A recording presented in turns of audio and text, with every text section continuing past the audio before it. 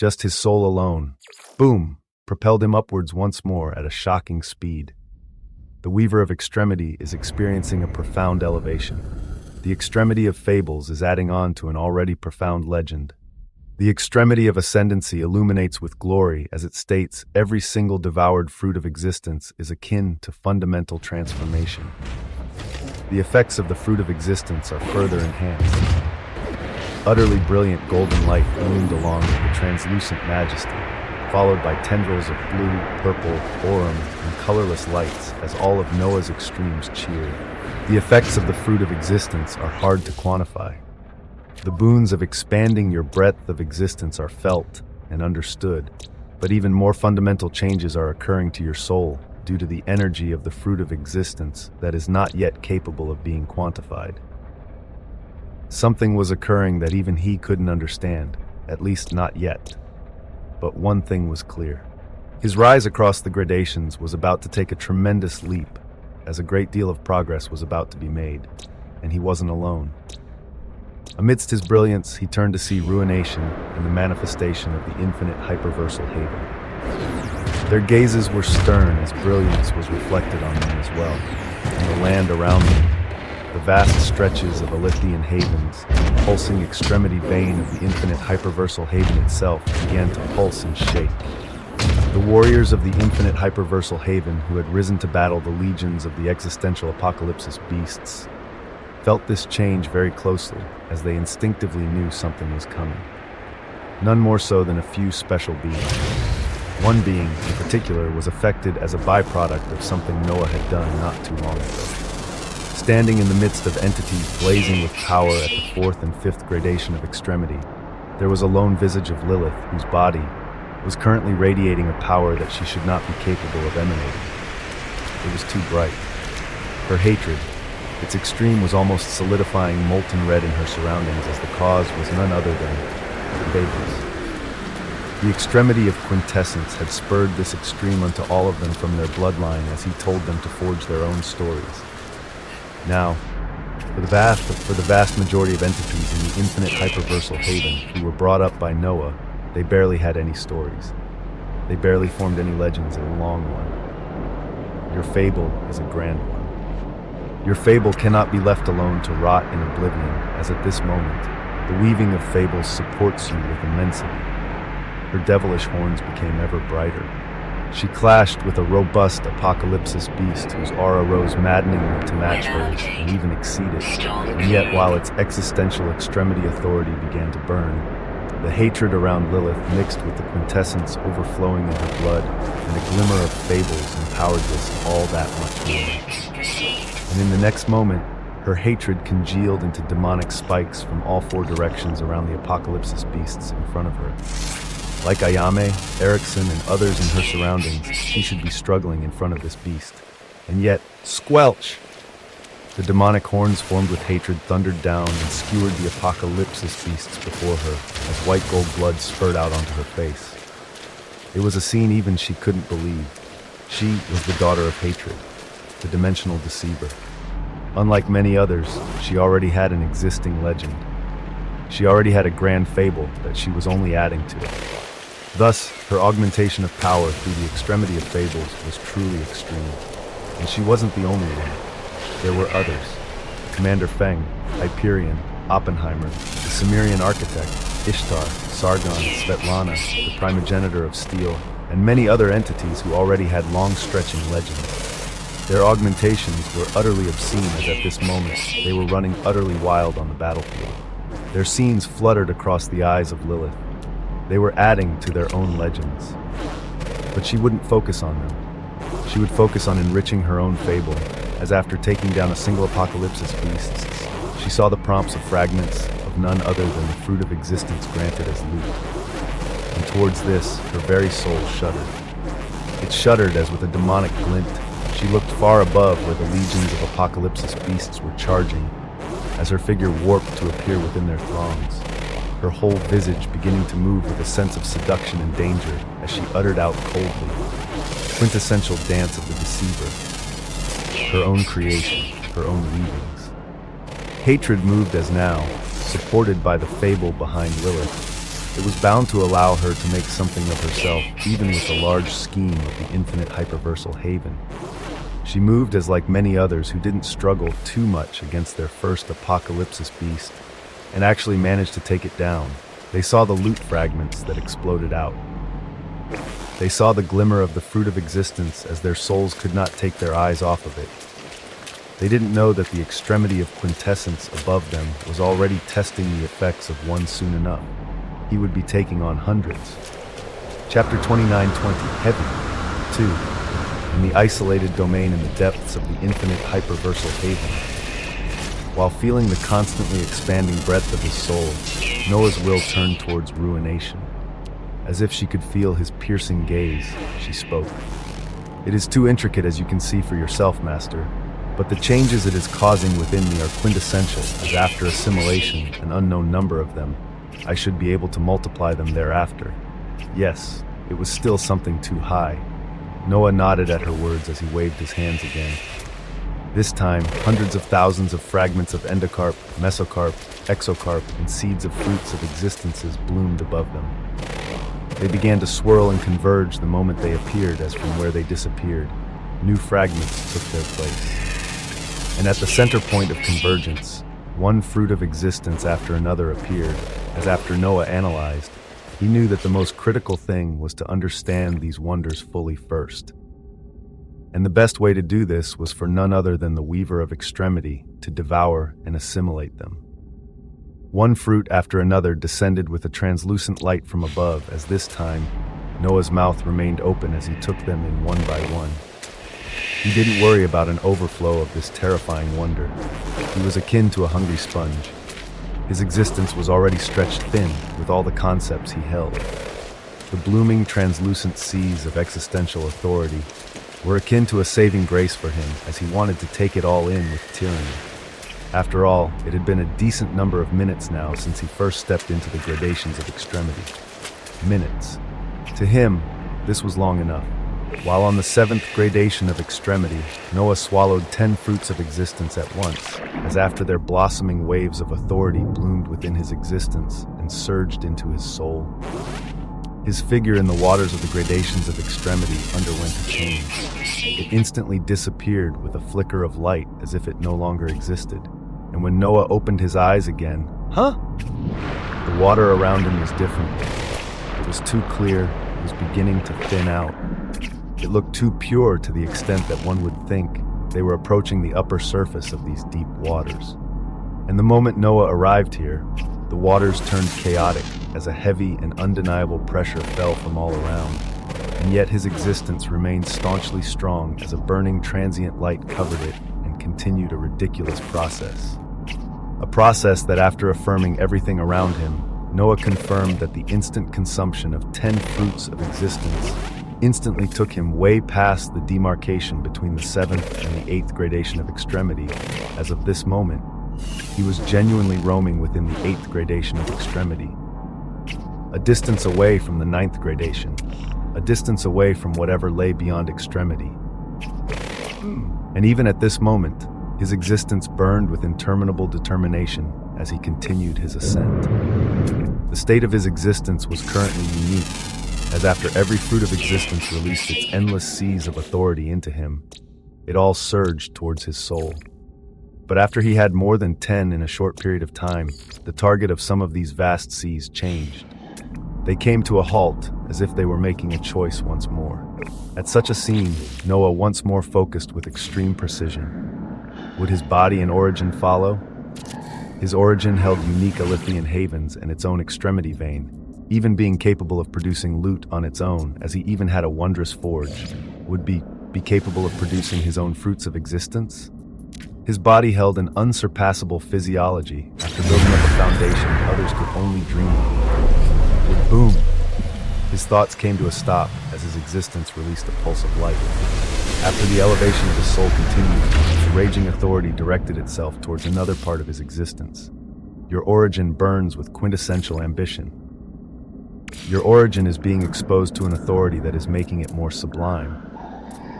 The authority of existence itself covered his Alithian havens, his radiant extremity vein, and havens within havens, layers within layers. The first Alethean haven has begun to form within your extremity vein. The direction of the authority of the fruits of existence divided. It now flowed into his soul and origin with purpose, as seeing the quantifiable changes and unquantifiable ones. Noah's strong will sought a conclusion. The weaver of extremity holds existential extremity authorities within him as he ponders a question. He held quintessence, infinity, tyranny, and the protagonist. These concepts were existential. But as he saw the overflowing threads of the authority of the fruit of existence, Noah came to wonder. If the weavings of one's extremes are existential, what about their own existence? He was seeking the path forward. One's concepts could become existential, yes, but what about their own aspects of existence? What about one's soul, origin, and body? And what if it was a case like Noah, who also expanded the concepts of the soul, origin, and body towards extremity? What if such concepts became existential along with his aspects of existence? Noah's will shone brightly as he looked at the depths of his origin and soul, observing the rampaging waves of translucent authority as he wondered, "Can you help me achieve this?" No answer came from the wondrous authority of the fruit of existence. It was not cognizant. It only moved based on weavings Noah himself didn't quite grasp. It wrapped around his extremity vein as it pulsed, existence being inverted as within it an Alethean haven began to bloom. The blooming haven was a mixture of the weavings of Noah's extremes, four in particular: quintessence, infinity, tyranny, protagonist. The weavings of existential extremity authorities bloomed with the first haven to bloom inside the extremity veil, stabilizing his origin. The first Alethean haven had weavings of existential. Chapter 29:19. Heavy. A third. Within his extremity vein, in the depths of his origin, an Alethean haven bloomed, as since it was born of quintessence, infinity, tyranny, and protagonist, could it be anything other than existential? Noah may not fully know the intricacies of the elevation of existence to come, but he could definitively say that a haven that was being constructed by existential extremity authorities would at the very least be something existential that he could use as a base to catapult himself onto the next stage. The weaver of extremity ponders on the core of his being. He, as the weaver, pondered about his distinction, about his being. He gazed at the concepts that made him, at the extremes he supported and sought to elevate the weavings of. As he looked at it now, extremity itself seemed to be an indispensable tool, a weapon one needed to step on the path and traverse if they wanted to grasp anything existential. One began by playing around with the understanding of natural laws, the rulings that made the structure of the reality around them: water, fire, earth, air, time, hatred, destruction, life, death. They touched on such constructs as with mana, they could even manipulate them to a certain extent as they progressed through different stages of their life form. From an unranked existence to a higher existence to an apex aeonic life form. And then from the cusp of an aeonic life form, the constructs one only played with could be expanded towards extremes. Noah was playing with quintessence, as only when he expanded it towards extremity was he truly grasping it. And now, he had already done what others couldn't do in billions of years. At the same time he took this concept to extremity. He made it existential. The next step was that for those capable, they had to utilize the weavings of their concepts of extremity to spur the weavings of something existential. For the seeds living in the existential domains of legacies, this was an impossibility. And yet Noah had made it possible, as he was now pioneering the way forward, and all of it was due to nothing else but his extremes. Quintessence, infinity, tyranny, and the protagonist to allow for his power to be at such a maddening level. All of his other extremes that contributed to him not being found by the Basilius of Al-Abalam and Ignatius, and the extremity of Lut, or being capable of extracting the essence of the existential apocalypsis beasts. His extremes were at the core of his achievements. That's why he really wanted the translucent light of the fruit of existence to bathe his concepts of extremity. Come, he bellowed out. He spoke commandingly towards none other than the fragments of the fruit of existence, as now, millions of fragments gathered above his figure, and the figures of the quintessential dowager, ruination, and the manifestation of the infinite hyperversal haven. The scene was a stupendous one, as they all converged like stellar galaxies, one translucent singularity after another, forming as dozens of fruits of existence came to be, and they all made their descent in the wide-open jaws of the extremity of quintessence. He devoured an even larger volume of these terrifying fruits that may have shattered lesser beings with their potent waves of authority. And he did this because so far, the authority of the fruits of existence had gone towards expanding the breadth of his soul, as thereafter, it went towards his origin. The authority held a mind of its own, as it seemed to tell Noah that his concepts were so far advanced, while his own existence had not caught up. So he daringly devoured more, and his existence rumbled, radiated a profound vibration, an interminable desolation. The seas of translucent energy exploded within him by the dozens as they took but an instant to sense his existence. They saw his soul and origin were already in the process of being bathed by them as even more strands went towards their direction. But not all. With their volume being so endlessly vast, at this moment they surged towards another aspect of his existence. Your body trembles at the pristine seas of authority surging into it. Your physiology rises with endless determination. Your bloodline feels eons of changes beginning to occur in the span of seconds. His lineage, which had just gained a profound elevation with the advent of the Weaver of Extremity, seemed like it was about to undergo something even more ridiculous. Seas of uncontrollable energies radiated towards all of Noah's aspects of existence, as at this time, he devoured his 100th fruit of existence. None of it was directed towards his extremes, and yet his whole existence burned with the majesty and valor and this authority. All aspects of his existence were covered with the light of the fruit of existence. Now, there were many things that Noah still did not fully understand with the fruit of existence. He knew there were unquantifiable boons that he had yet to analyze and understand. And something unquantifiable reared its head at this very moment. The quintessential annals of extremity are having a hard time grasping your existence. Not from his own body, nor from his weavings, but it was an alert and prompt from the quintessential annals of extremity. The manifestation of the infinite hyperversal haven that was tasting and analyzing its own fruit of existence had a stern gaze at this moment as she looked at Noah, as if she could see him right there, but the profound connection they always shared felt just a little fainter at this moment. It was a terrifying development, as in the midst of his aspects of existence, being enveloped by the authority of the fruits of existence, something was occurring outside of Noah's knowledge and control, as it made his existence harder to discern from the quintessential annals of extremity themselves. The construct that held him at the very core, the construct that was kicked off with a moment of infinity.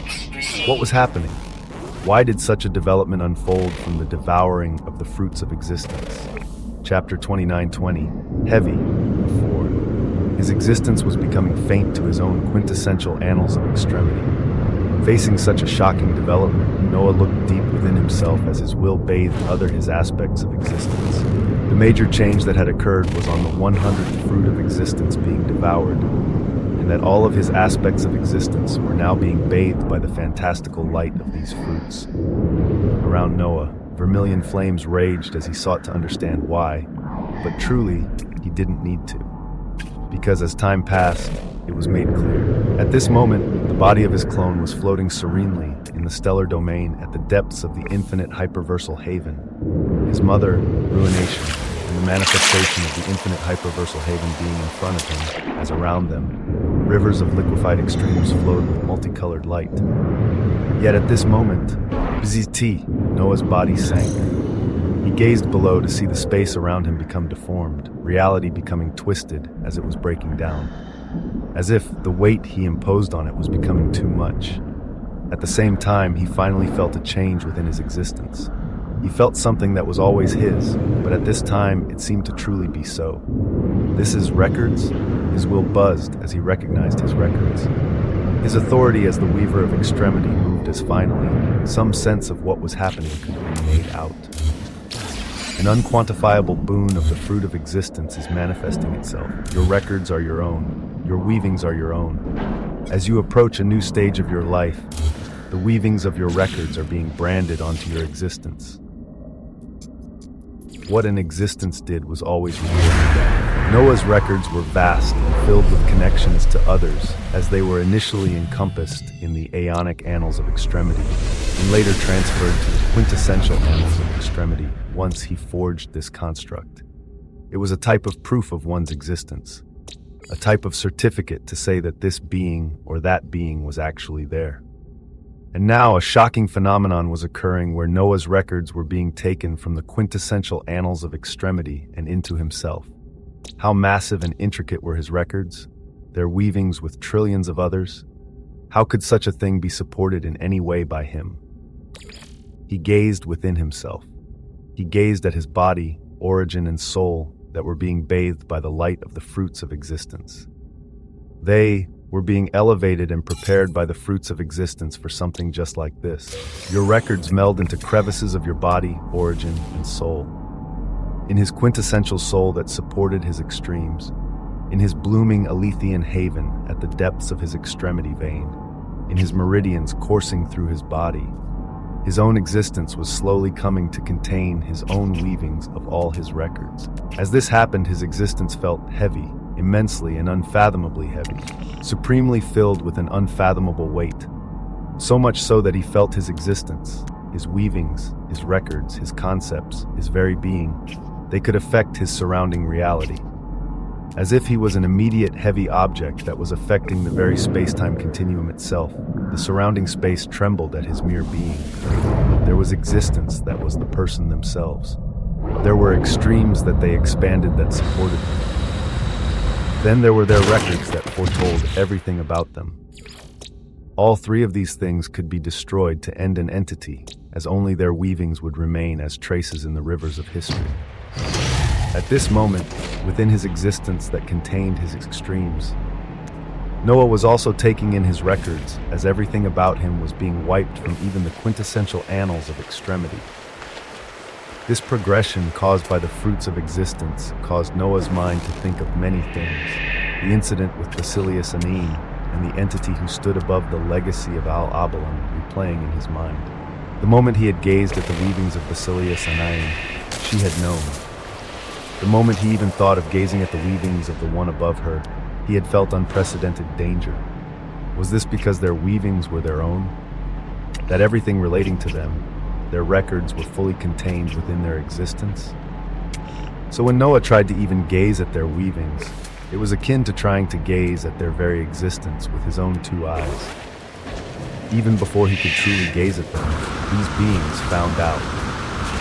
Noah's mind buzzed at this possibility as he thought about something even larger in the grand scheme of things. Seeds. Their records were always contained within the annals of extremity. They were used as a source to elevate and make the existential extremity authorities of their respective domains stronger, with their lives even making the extraction of fruits of existence possible. But were seeds actually so prized because of the fact that their records could be etched and utilized? That when they refined existential extremity authorities, these benefits could be recorded in the annals of the existential domains they were in and utilized for the formation of fruits of existence? Stumbling on this thought, Noah's mind buzzed as he felt the heaviness of his existence increase even more. Why did the Basilius need seeds? Why did legacies oversee existential domains when they themselves should have the most proficiency and purity of their respective extremity authorities? This seemed to be a plausible answer. As Noah stumbled on this, the figure of the manifestation of the infinite hyperversal haven spoke up at this moment, as her eyes were actually filled with a sense of worry. I feel less and less of you with every passing second. More and more of his records were being taken from the quintessential annals of extremity and layered onto himself, as there were a great deal of things to figure out. Of immediate consequence was that at this moment, his body was radiating a heavy new pressure. A pressure that caused his surrounding reality to shudder, as just by existing in it, it seemed to be distorting and breaking around him. He had to control it. He had to control the weight of his existence, as at this moment, it was infinitely heavy. Chapter 29, 21, heavy. 5, immeasurably heavy. This was how Noah felt as the authority of 100 fruits of existence raged within his existence. taking his records from the quintessential annals of extremity and layering them unto himself ever so slowly. His mind worked fast. The distinction of the weaver of extremity was not for show, and this was expressed by none other than his main body that had appeared within the supernal haven of Oceanus. A gorgeous blue sea lay all around him. Quintillions upon quintillions of life forms were stretched within Oceanus, this and the nether haven of Oceanus counterparts actually being the ones with the most life forms. The seas across these havens were nigh endless. Thus, the number of existential apocalypsis beasts appearing here was the most abundant compared to any other haven. Initially, Noah's will was spreading out to cover this vast haven before he imposed one of his existential extremity authorities onto the apocalypsis beasts to eradicate them.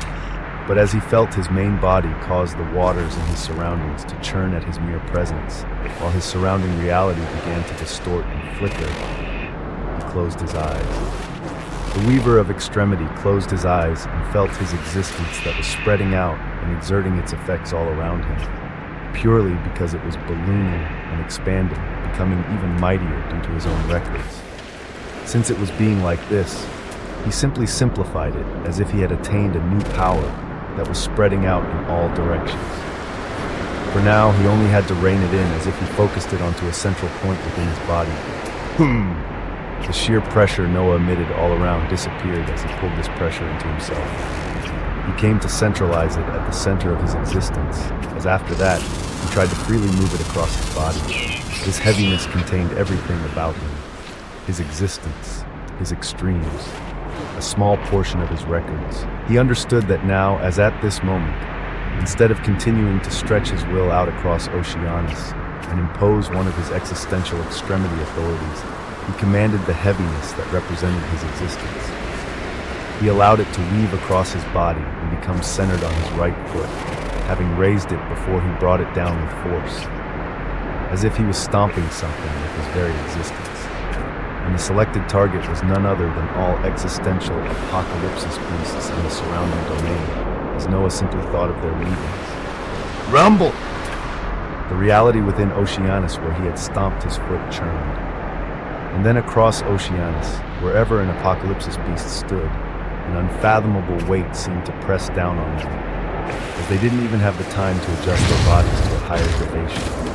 As if their robust bodies covered by potent existential extremity authority were mere eggs or crumpled paper, they became flattened by an irresistible force, becoming compressed to the size of a grain of sand in an instant. Across Oceanus, but it didn't stop there. Noah had imposed his increasingly heavy existence on the surrounding domain.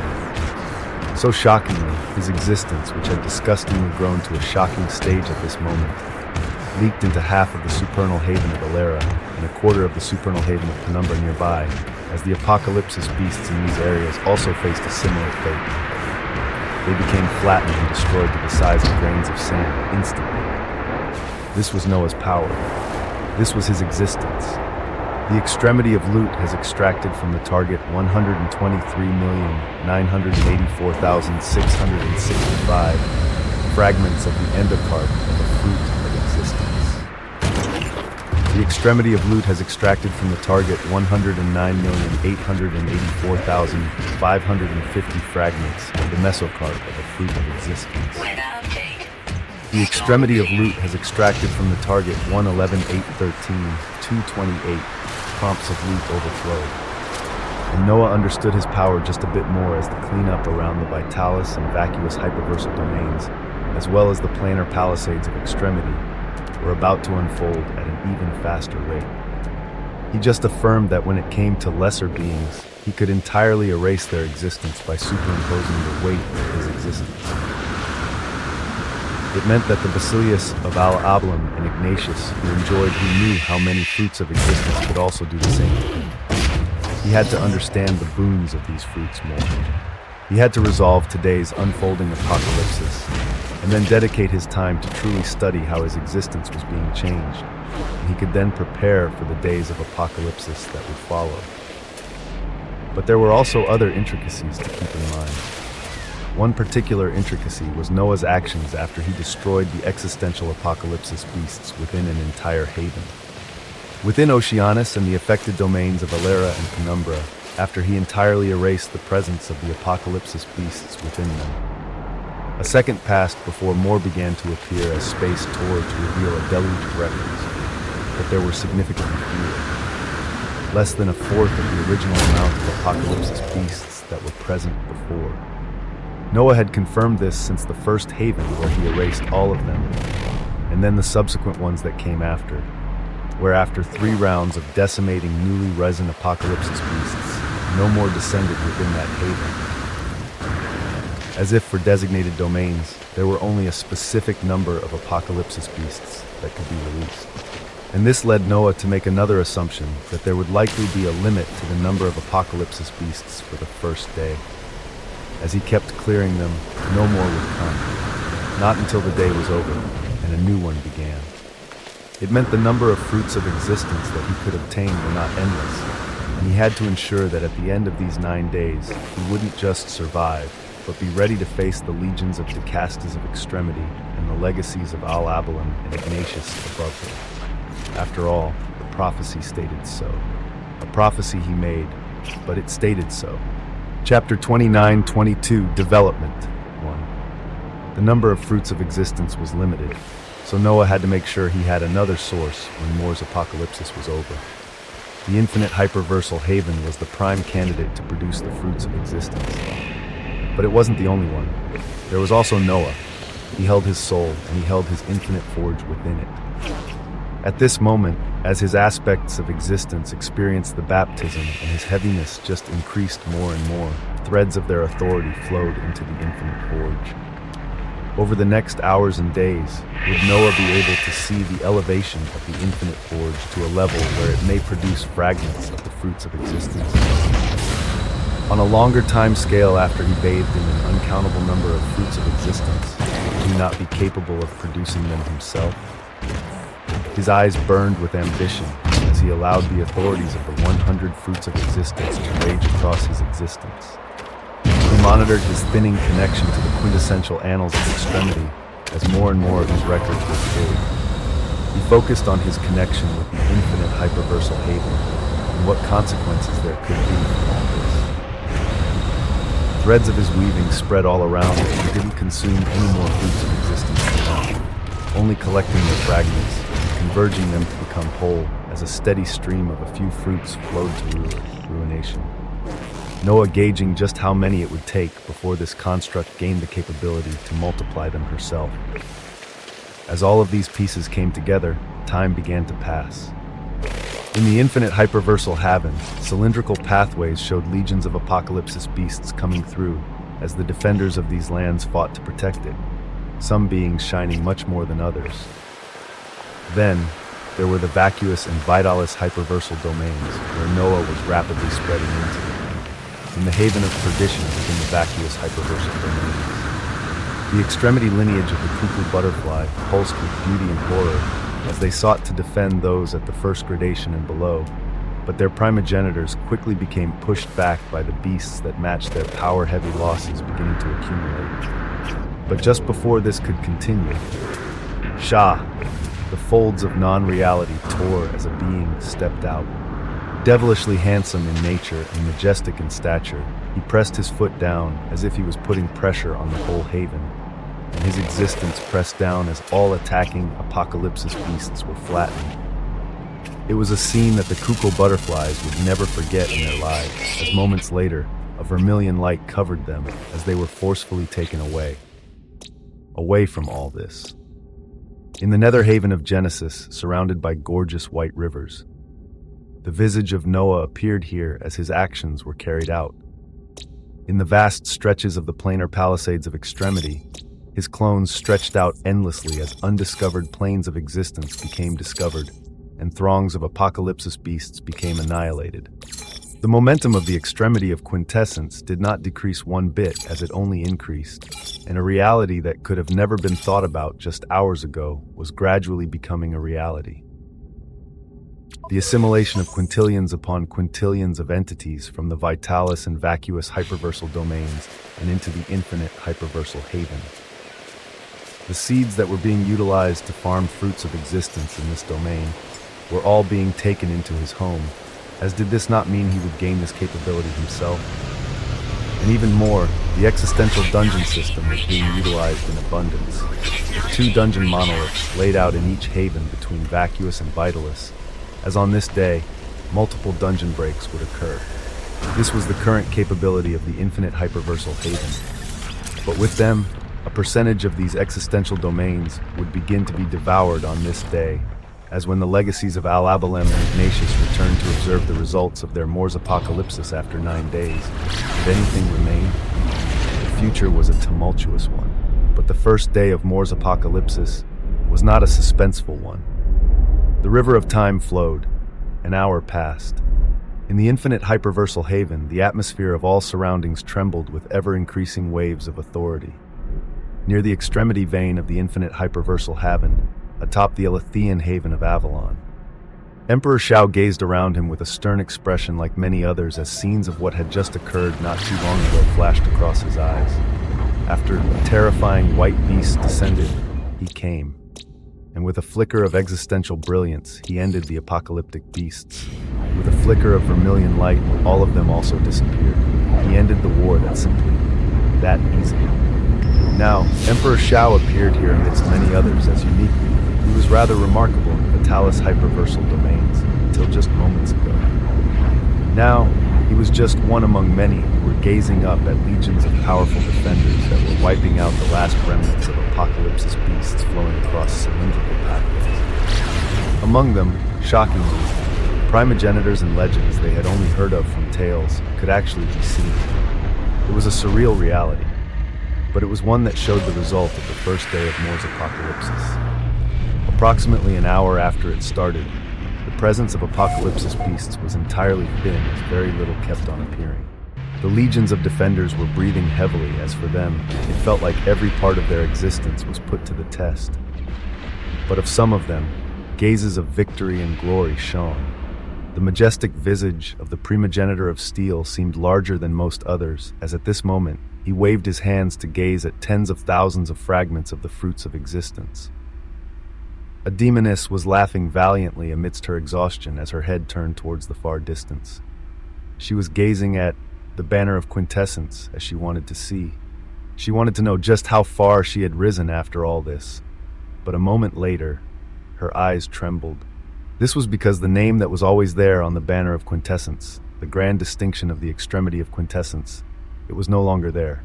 The ranking of the extremity of quintessence was gone. Chapter 29-25, Development. 2. It was a shocking scene. Somehow, the extremity of quintessence who always took first place was no longer there, and in his place, after overtaking all others, was none other than the extremity of nepotism. Henry Osmont. He leaned into his identity as after accepting who he was as the being closest in purity to the Weaver of Extremity, others were left behind. He took the number 1 spot as at this moment, he could be seen surrounded by a prideful Emperor Penguin, Kazuhiko, Hyperion, and a few other distinguished beings. Strands of vermilion flames covered his body as he seemed to be brimming with purpose, not seeming the least bit exhausted as the others around him were. And following him on the banner of quintessence were names others could not deny. This was due to their power simply being too obscene as it was connected to the extremity of quintessence, the second on the banner of quintessence being Barbatos. Below her, a few of the other queens followed, as the only dazzling new name that drew eyes was one of the most powerful past primogenitors of the Vitalis hyperversal domains. The primogenitor of steel came 9th on the banner of quintessence. His figure was near other primogenitors who were looking up at him, his body covered by a brilliant bronze-silver hue, as he seemed like a majestic statue that was thinking innumerable thoughts right now. And then, yet another name made itself distinguished in a shocking turn of events, maintaining its high in the ranking while being in the midst of utter monsters. It was none other than Lilith, the daughter of hatred, actually clinching the 10th spot after competing with such terrifying entities. Top 10. She actually stayed within such ranks as following her, the names of Hyperion, Commander Feng, Ishtar, Sargon, and the Cimmerian architect followed. These were the entities who had distinguished themselves, and their rewards were mighty, as apart from everything else, they had attained something that they couldn't wait to utilize. Lilith shook her head from the disappearance of the name of the extremity of quintessence from the banner of quintessence, as she came to focus on the critical reward to come out of all of this. Something none of them would have been able to obtain if it weren't for the weavings of the extremity of loot. Lilith was among the first to wave her hands and reveal dazzling fragments of seeds of the fruit of existence, followed by endocarps, mesocarps, exocarps. Tens of thousands of such pieces swirled above her with a glimmer as her soul felt a strong pull.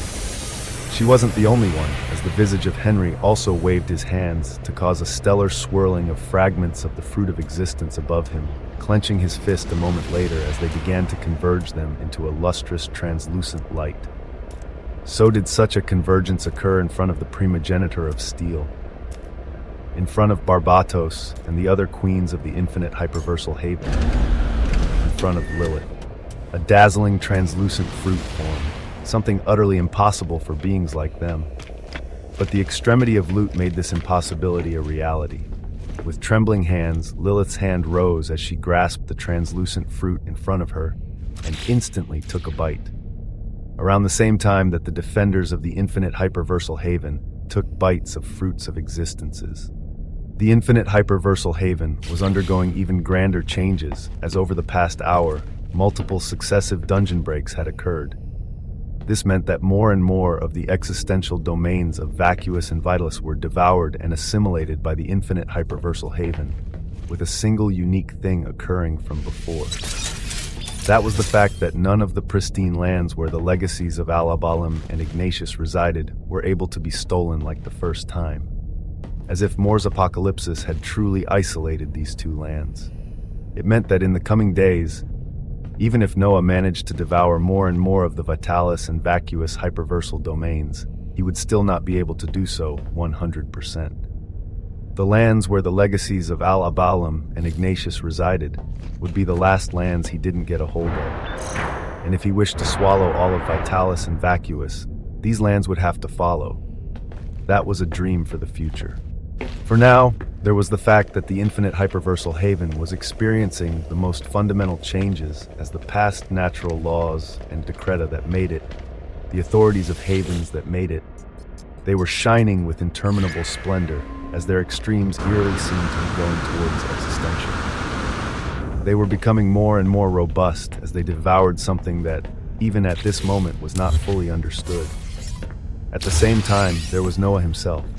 He had absorbed the full raging authorities of 100 fruits of existence, as truly his aspects of existence were being reformed to a stage even he didn't fully grasp yet. At the same time, over half of his records were imposed on himself and taken away from the quintessential annals of extremity, his ranking in the banner of quintessence ultimately fading away as for him. This ranking was not a distinction he needed. Who else in the infinite hyperversal haven stood above him? Who else was more quintessential? So this was not at all an issue, as the main ordeal to grasp the results of was the fact that the infinite hyperversal haven could feel less and less of him as time went by. And yet, even though the sensation felt thinner, after a certain point in time while Noah's existence was being elevated, a dazzling new prompt arose. Your weavings of records, extremes, and any complex bindings are becoming truly yours, not etched down in any outside records. The bindings between you and the infinite hyperversal haven exist and do not exist at the same time, making it impossible for any entities to locate the infinite hyperversal haven through you or your people, and vice versa. Chapter 29-26, Development. Yes. An additional protective layer was what Noah attained through his records being branded to himself, as it was really preparing him for when he faced existences who had overcome the bounds of extremity and held means others could not even fathom. This was the boon between him and the infinite hyperversal haven that came to be. Then there was ruination. As the last threads of the translucent waves of authority merged into him, so did the threads of 50 fruits of existence fully assimilate into ruination. Her figure opened its eyes to gaze at Noah at this moment. Her whole demeanor and visage seemed ethereal and otherworldly, as she most definitely could not even be considered within the bounds of high-grade armaments. She wanted to express her intent, as without even moving her lips. Master. Her intent weaved out and expressed her words for her. Noah looked at her closely and nodded in recognition as she continued, knowing exactly what he wanted to hear. 50 was enough to gain a sense of resonance and understanding with them. As it stands now, I can multiply the fragments of the fruits of existence by a factor of 1.5. No more, no less. Her intent was filled with utmost confidence. Her words were those of pride and power for having been allowed to come this far by the being in front of her. Noah smiled as without any words he waved his hands, and stellar waves of light passed across the weavings of records as the boons of millions upon millions of fragments Noah had collected in the last hour from Apocalypsis. Beasts changed hands. The result of his actions in moving across vitalis and vacuous hyperversal domains. How many entities had he saved? How many beasts had he killed? The number was too high to count, as the effects were glorious to quantify. The effects of the quintillions of entities he had saved would show over time, as his existential extremity authorities would only continue to be refined and purified. Over time. But did Noah really need that much time? Because after the breadth of his existence was elevated like this, and the effects of the fruits of existence about to be devoured by him, Noah knew he was about to cut off a lot of time. Ruination floated staunchly. She accepted what Noah threw at her across their connection as she shone with a blinding translucent light. Her existence trembled. What she was doing was something so far above what she should be capable of. Yet her nature allowed for a semblance of replication of the fragments of the fruit of existence. This mere semblance allowed for the multiplicative factor of 1.5. A million fragments of the fruit of existence would go in, and 1.5 million would be spat out. And this was exactly what she began to do at this moment, as within a mere 10 seconds, the first set of fragments multiplied my ruination flowed back to Noah. And before they were even all the way there, Noah's authority already had them dancing on his palm as they began converging. And by the time they reached him, they were already dazzling translucent fruits. Ones that he opened his jaws wide and began to devour. 10, 50, 100, 300. He let loose as he had no worries about his existence becoming shattered from the sheer raging waves of authority. After all, it had just been strengthened to withstand all of this. Around Noah, gorgeous lights of majesty radiated outwards, and his smile only became deeper. This was because as seas of translucent energies exploded within his existence, he finally felt tendrils of these authorities go towards quintessence, towards infinity, tyranny, and the protagonist. The light of the fruits of existence finally began to cover his concepts at this moment, and such a thing was akin to lighting up sparks in a flammable sea as Noah felt a booming explosion within his existence. He felt his extremes cheer with desire as his manifestation in the waters of the gradations of extremity disappeared once more. Millions upon millions of existential extremity rune scriptures surrounded him. Flames of the Weaver of Extremity surrounded him. And then, he felt like he came across a thin film of light that only took an instant for him to burst through, and thereafter, everything changed. His vision opened to a brand new location. Serene waves of extremely clear waters could be seen all around. But this wasn't all. The waters were not empty. In these calm and serene waters, Noah saw extremely pure streams of vitalis and vacuous converging. Well, it actually wasn't too accurate to call these pure streams of energy vitalis and vacuous, because they felt closer to being a pure authority of existence itself. Of the records of existence and achievements of countless entities across the vitalis and vacuous hyperversal domains. Here, Noah saw translucent branches holding half-formed and fully formed fruits of existence.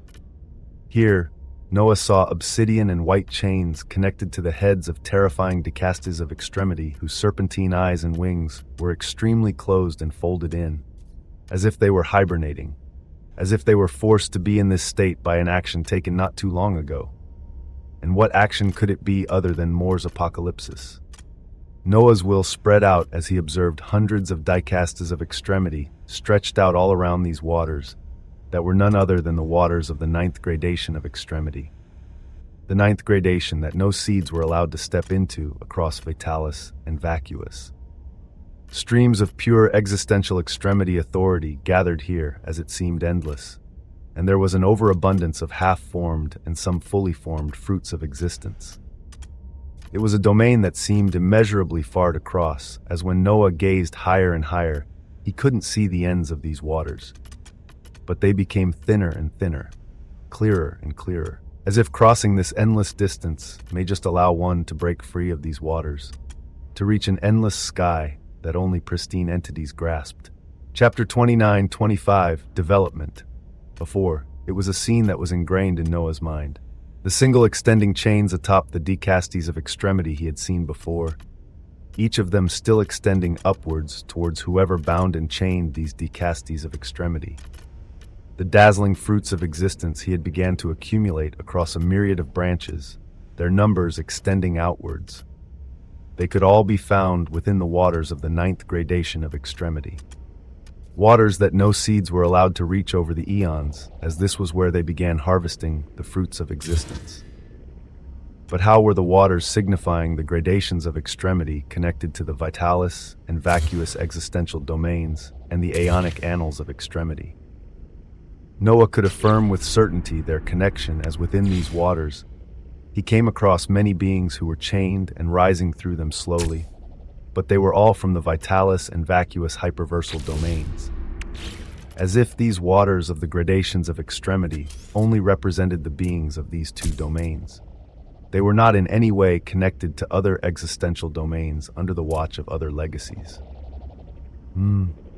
Many thoughts passed over Noah's mind at this, as a few pathways were shown, but as his existence continued to receive a heavy baptism, he took a moment to actualize the achievement that he had truly just arrived here.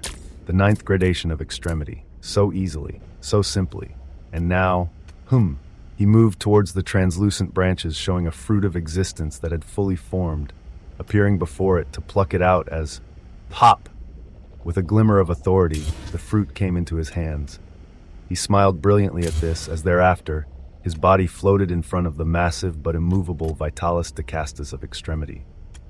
The crystalline white skin seemed tougher than high-grade armaments of extremity, as even while in a state of hibernation, they gave off an oppressive air. He never got the chance to go against these beings, as he was too weak against them, just hours ago, and now he should have arrived on the same stage as them. But they were unique constructs that weren't any common life forms, and even though Noah did not get a chance to fight them now in his elevated state, the extremity of loot pulses with desire. The extremity of greed and the extremity of devouring say that a meal is presenting itself right before you. A devilish glint shone in Noah's eyes, as akin to a predator enamored by their prey. Authority boomed from him and came to envelop the Vitalis decastes of extremity before his eyes. As he sought to devour it, as he sought to break it down and understand it, even though it didn't have the fruit of existence to power it up, what challenge could it pose? BZT, you are beginning to break down and devour a construct born of immeasurably advanced constituents. Proceed with caution, as there are existential markings and brandings on this construct not belonging to any of the legacies you have come across. Existential makings and brandings. Noah's extremes cautioned him as he felt them all flow across his existence, with his soul expressing oraculum, indefatigable, vitalistic. All of his previous dynamis of extremity could all be felt at once. They warned him to be careful, as Noah now knew how even peering at the weavings of others could alert them. And it seemed these decastes of extremity were not local to the legacies of Al-Abalim and Ignatius. They were constructs forged elsewhere and seemingly traded amongst legacies, bought and sold in states of hibernation for them to be utilized in their existential domains. It meant that they didn't begin as Vitalis or Vacuous decastes of extremity, but were changed into this after they arrived in these domains. Noah felt the influx of this information come in as he proceeded slowly, his authority of a predator covering the massive decastes before him as he reveled in what boons may come from it. As the extremity of quintessence stepped on the ninth gradation of extremity, the defenders of the infinite hyperversal haven were making their own gains.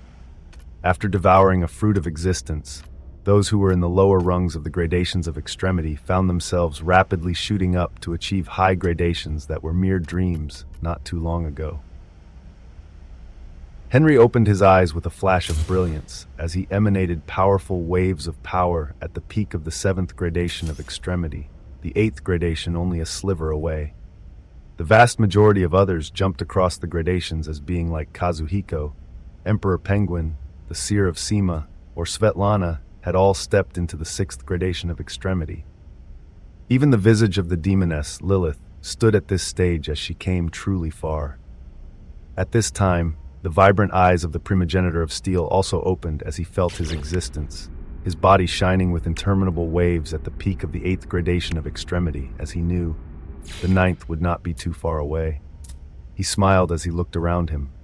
At the deluge of beings who had arrived at new stages of power, this whole scene being unlike anything that could play out in the past vitalis and vacuous hyperversal domains.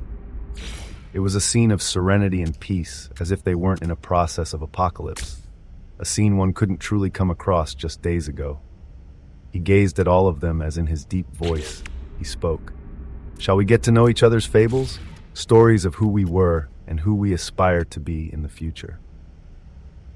At this momentary period of peace, the primogenitor of steel was the first to move as he sought to form connections and understanding with the defenders of the infinite hyperversal haven.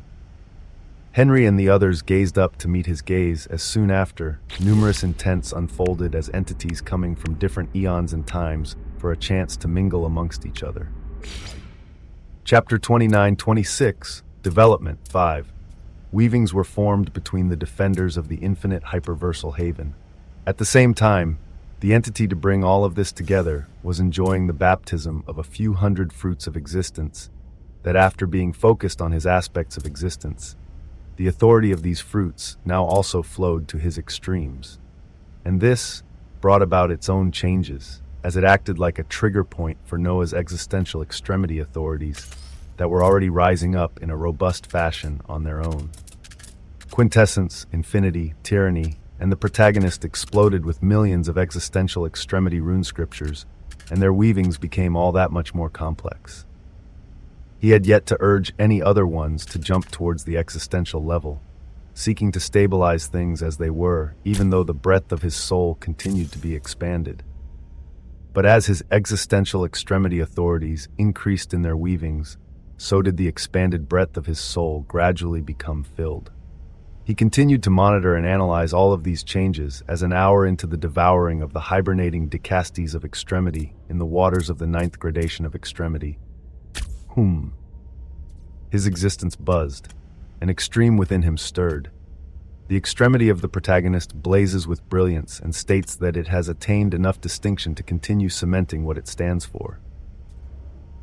An aurum brilliance overflowed as the protagonist flared its fangs once more. The protagonist had made way for Noah's distinction of the weaver of extremity and prophecies, and it now rose once more as what did it wish to do. The weavings of the protagonist quintessence, infinity, plot, and fables are resonating amidst the elevation to bring about a critical feature for the protagonist. The protagonist recruited the dazzling influence of infinity, quintessence, plot, and fables. Within Noah, millions of existential extremity rune scriptures pulsed as, under the guidance of multiple extremes led by the protagonist, the feature of existential proofreader is being born. Double awe, Noah's pupils dilated. Existential proofreader. Such a daring set of words came together as what exactly did it wish to accomplish? The aurum glow of the protagonist bloomed within him as information flowed freely. You can read wisps of the unfolding of your most probable, unrecorded fable for the next 24 hours. With enough exertion of your authority, the unfolding of these fables can fall under your control. In addition to reading about your unrecorded fable, you can choose to distort the weavings of records, extremes, and exist to jump forward from your currently unfolding fable and into your future fable, skipping over points and receiving memories of how events unfolded until you reach the point you jumped into. As the protagonist, you can dictate the flow of your own story. As one who holds his records within himself, many more possibilities open up before you. A dazzling feature unfolded amidst this brilliance, and it seemed like one of the reasons it was able to come out successfully was because of Noah's records slowly becoming layered onto himself and not any annals of extremity. Noah's will didn't delay as he tried this new feature right away. Existential proofreader. Millions of existential extremity rune scriptures cycled and burned, and before Noah's eyes, your fable, not yet recorded in your existence, continues. In his shining eyes, illusory scenes began to play out one after another like a high-definition film. Under your guidance and extremes, with the aid of fruits of existence, more and more entities at the 8th gradation of extremity appear within the infinite hyperversal haven. The refinement and purification of your existential extremity authorities because of this increases at a quintessential pace, as you feel like the extraction of pure existential authority to form fruits of existence may soon be possible. As your aspects of existence continue their baptism with the translucent light of the fruits of existence, your lineage finally reaches a critical point and begins its long transformation into an existential lineage. After hours of careful and steady devouring and breakdown of the hibernating body of the decastas of extremity, you finally make an advancement. The authority of your weavings reaches the core of the decastas of extremity, as there, an insignia shining with a brilliant existential light stops your advancement. Oh! The scenes flitting across his eyes came to a stop as he focused on this point of his unrecorded fable. Hours from now. Noah wanted to test out how he, as the protagonist, could control his own fable, seeking to jump across the weavings of space and time to appear hours from this point. And an aurum-colored glow wrapped around his existence as an instant later, he felt like his consciousness delved into a blinding, endless golden sea, everything fading away before him, as when he opened his eyes again. The weavings of reality felt different. A sense of distortion settled, as Noah felt like his existence had jumped from one point of time towards another. But unlike any other times before when he gazed at his records or went back in time, he jumped forward. He left behind the weavings of records, extremes, and existence itself to come towards his set future fable, and he looked ahead of him as his eyes brightened up. He saw the hibernating body of the dicastas of extremity splayed open, its wings torn and eaten away while its chest was fractured with a significant amount of its structure missing. And towards the depths of this chest cavity, there lay a silently spinning circular crystalline structure that held a single insignia, an insignia representing a single word that Noah made it out to be: Archimedes. Noah stared at this insignia with scrutiny and care, as from it he felt immense danger. Just like when he thought of the weavings of Basilius Anini and the one above her and they noticed, he felt like if he touched this circular core with this insignia, he would be poking a hornet's nest he could not yet handle. No. He had to first make sure all of his records were sublimated to himself and away from any annals, and even likely exceed the bounds of the gradations of extremity before he could be confident in viewing the weavings of entities within the ranks of legacies and those behind the dicastas of extremity. Because at this moment, Noah could foresee that the insignia etched on the core of the castas of extremity was likely the group or entity manufacturing these terrifying entities that managed and oversaw existential domains. Archimedes, Chapter 29-27, Jumper, 1. Before the distinction of those behind the decastas of extremity, Noah only gazed coldly as he calculated many things. Outside of the vitalis and vacuous hyperversal domains, there were likely grand and intricate domains that the legacies ruled over. Noah felt like he was just stepping on the cusp of these organizational forces at this moment, and he had to proceed carefully to make sure that he didn't alert any entities that he could not handle yet. But he also had to be ready. And understanding what lay in front of him, as well as being capable of fully countering it, would be ideal. So he gazed at the half-devoured vitalis decastas of extremity as his eyes flared with brilliance. And his extremes answered. Quintessence states that nothing can fall outside the scope of its understanding. The extremities of loot, devouring, and greed state that they have made sufficient gains from breaking down on the body of the current dicastes of extremity. The extremities of systems, forging, and smithing state their desire to design a new construct. The extremity of cheats rouses with interest and offers its help. One after another, Noah's extremes flowed out with their own desires, as their goal was a singular one. The replication of the decasties of extremity they were seeing before them, the reconstruction of something that was likely a product traded between legacies to take care of existential domains. Cheats smiles with mischief and initiates the start of Project Existential Automaton. Wah! Project Existential Automaton! It was a grand undertaking, as before Noah's eyes, a cerulean blueprint of the massive visage of a decasties of extremity formed, this being all the parts that were just devoured and broken down. As the rest of this body was devoured, this blueprint would be even more complete, as thereafter, the results of this recently enacted project would be something that others would be dumbfounded to even look at. His extremes moved with their own weavings as they decided on the materials, the core, and the very weaving of something new. Project Existential Automaton, kicking off hours after Noah's entry into the gradations of extremity. At the core of such an automaton, his extremes buzzed as a moment later, a colorless light bathed the blueprint. Quintessence. From what Noah could tell, the constructs of the dicasties of extremity began in a neutral state before they were influenced to match the existential domains they would be residing in. The most appropriate core material for such a construct for him would no doubt have to be quintessence. Other ingredients and materials would soon follow as Project Existential Automaton kicked off with a flurry of existential extremity authorities. After affirming this, Noah's eyes blazed with brilliance once more as he called out, "Existential proofreader." His surrounding reality buzzed once more as a golden sea bloomed before prompts and illusory scenes began to fill his eyes. Your grand fable continues to unfold with glory. Elevated by the increased percentage of existential domains assimilated into it, as well as the sources of many new existences, the infinite hyperversal haven begins to manufacture high-grade planalith crystallis and high-grade armaments of extremity that can be utilized by those in the latter gradations of extremity. It is a precarious time of the start of Moore's apocalypsis, with the inhabitants of the infinite hyperversal haven knowing that the coming day would send down more legions of apocalypsis beasts, but their mood and wills remain unfettered. Amidst the mingling of the natives of the infinite hyperversal haven and the new inhabitants who recently arrived, the visage of the Emperor Penguin rises up and calls for a feast amidst this precarious time. It calls to celebrate the arrival of more comrades, and that in the style of the infinite hyperversal haven, they would not be bothered by any apocalypses, as they had gone through multiple before.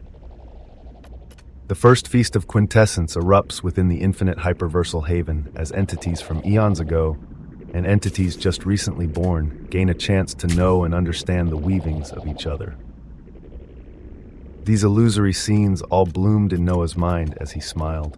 In these scenes, he could see the bard of quintessence sitting above a small floating landmass of sandy dreamlight, a symphony of celebration playing from him as around him, chalices filled to the brim with golden liquid, and an assortment of spiritual herbs and grilled meats vibrating with extremity authority were being consumed by those participating in the feast of quintessence. One of Noah's clones was also present in such a feast as his prior role as a chef unfolded, the extremity of gastronomy unfolding as everything prepared by him contained a shred of extremity, and the scenes flashing across his mind continued. In such a celebratory time, your main body did not sit idle as you convened the queens of the infinite hyperversal haven to analyze the progression and utility of dual cultivation at this stage. Due to your robust vitality and elevating bloodline that was becoming existential, you find the effect of elevating one's existence during dual cultivation is not minimal. An interesting reality unfolded as before more scenes could cross his mind.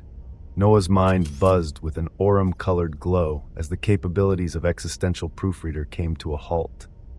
He reversed it back as for the purposes of research, he didn't want to jump across the weavings of reality and existence after he had ascertained the results of dual cultivation, only to attain memories of it. He wanted to fully experience these effects himself. Once more, his body jumped forward across the weavings of records, and when his vision came to again, he could see the fiery visage of Barbados, her eyes filled with determination as if she was about to have a great battle. "Little fish, I won't lose today." Her words were filled with conviction, but it was unknown whether they would hold any truth to them.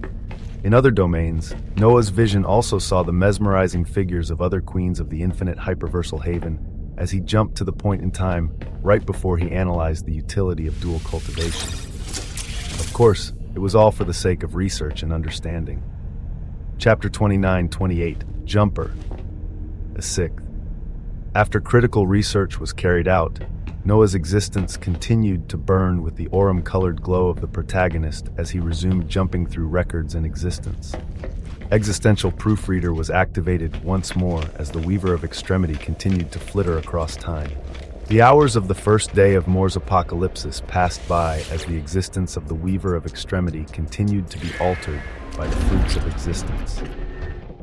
The breadth of your soul was growing along with the current existential extremity authorities you held, but a sufficient enough space was expanded in your existence to retain an additional existential extremity authority.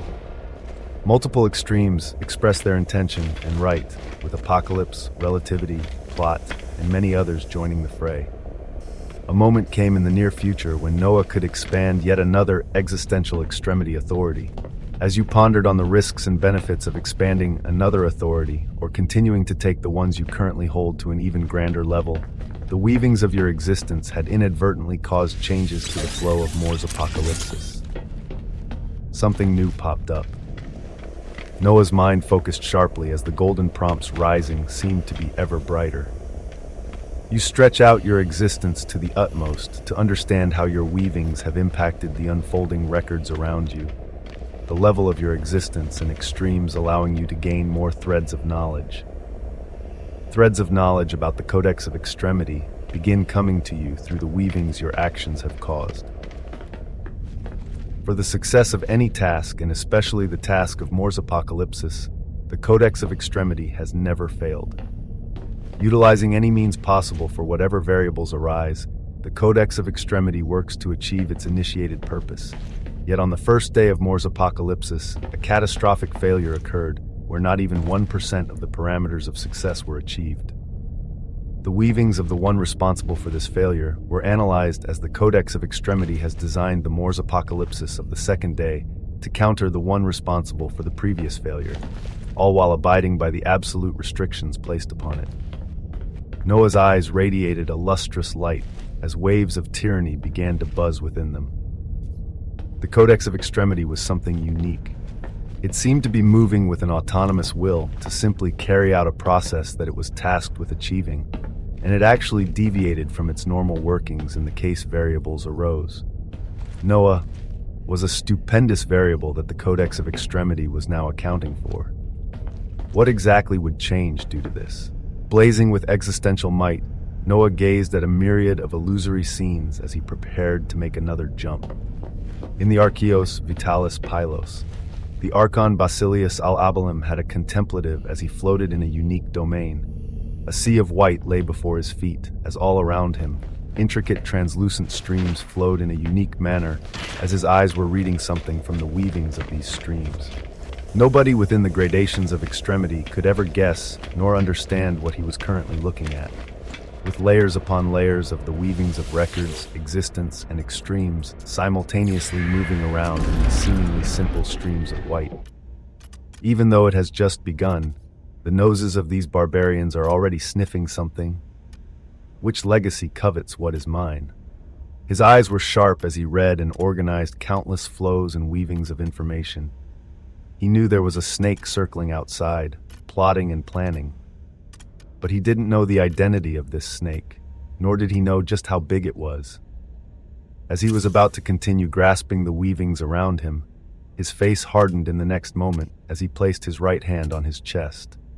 There, deep within, there lay his heart, where he locked in everything that was his. Yet at this moment, he felt a stream of translucent fruits of existence flowing out without his permission, and they followed a link he was bound to towards a distant location outside of the domain he was currently in. He turned his head towards a certain direction where only a single thing could be, the one thing that could pull from his cache of treasures without his permission. The Codex of Extremity.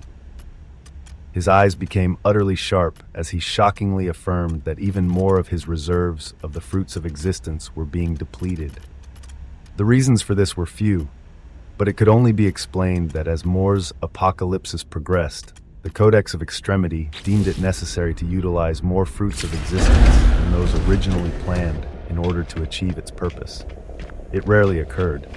Archon Basilius al-Abalim had rarely heard of such a thing occurring, with the closest instances to memory being eons ago, when legacies were not utilizing Decastas of Extremity and had more intricate relationships with the seeds within the existential domain. Then, the legacy of Archimedes rose to prominence and proceeded to become one of the most powerful legacies over the eons after they designed one of the more perfect methods to manage existential domains. Archon Basilius al-Abalim used such a method, but even now, he was watching the results of its failure, as even after he was forced to utilize the Codex of Extremity, the problem remained so prominent that it was deemed necessary to utilize more fruits of existence. His gaze was chilly as he felt the steady stream of his reserves continue to be taken away. He didn't blame the Codex of Extremity. It was only doing what it felt, no, what it knew to be necessary. He thought of the identity of the insect that was at the root of all of this. Noah Osmont. Archon Basilius al-Abalim uttered out this name with an incredible amount of apathy and revulsion. The fruits of existence being taken from him currently were manageable. They would go on to complete the task of the Codex of Extremity. He just wished that he could have this Osmont who was causing him all of these losses stand before him so that he could twist his existence in a million different ways. To express to him the ire that seeds like him do have a significant part to play in the unfolding eons.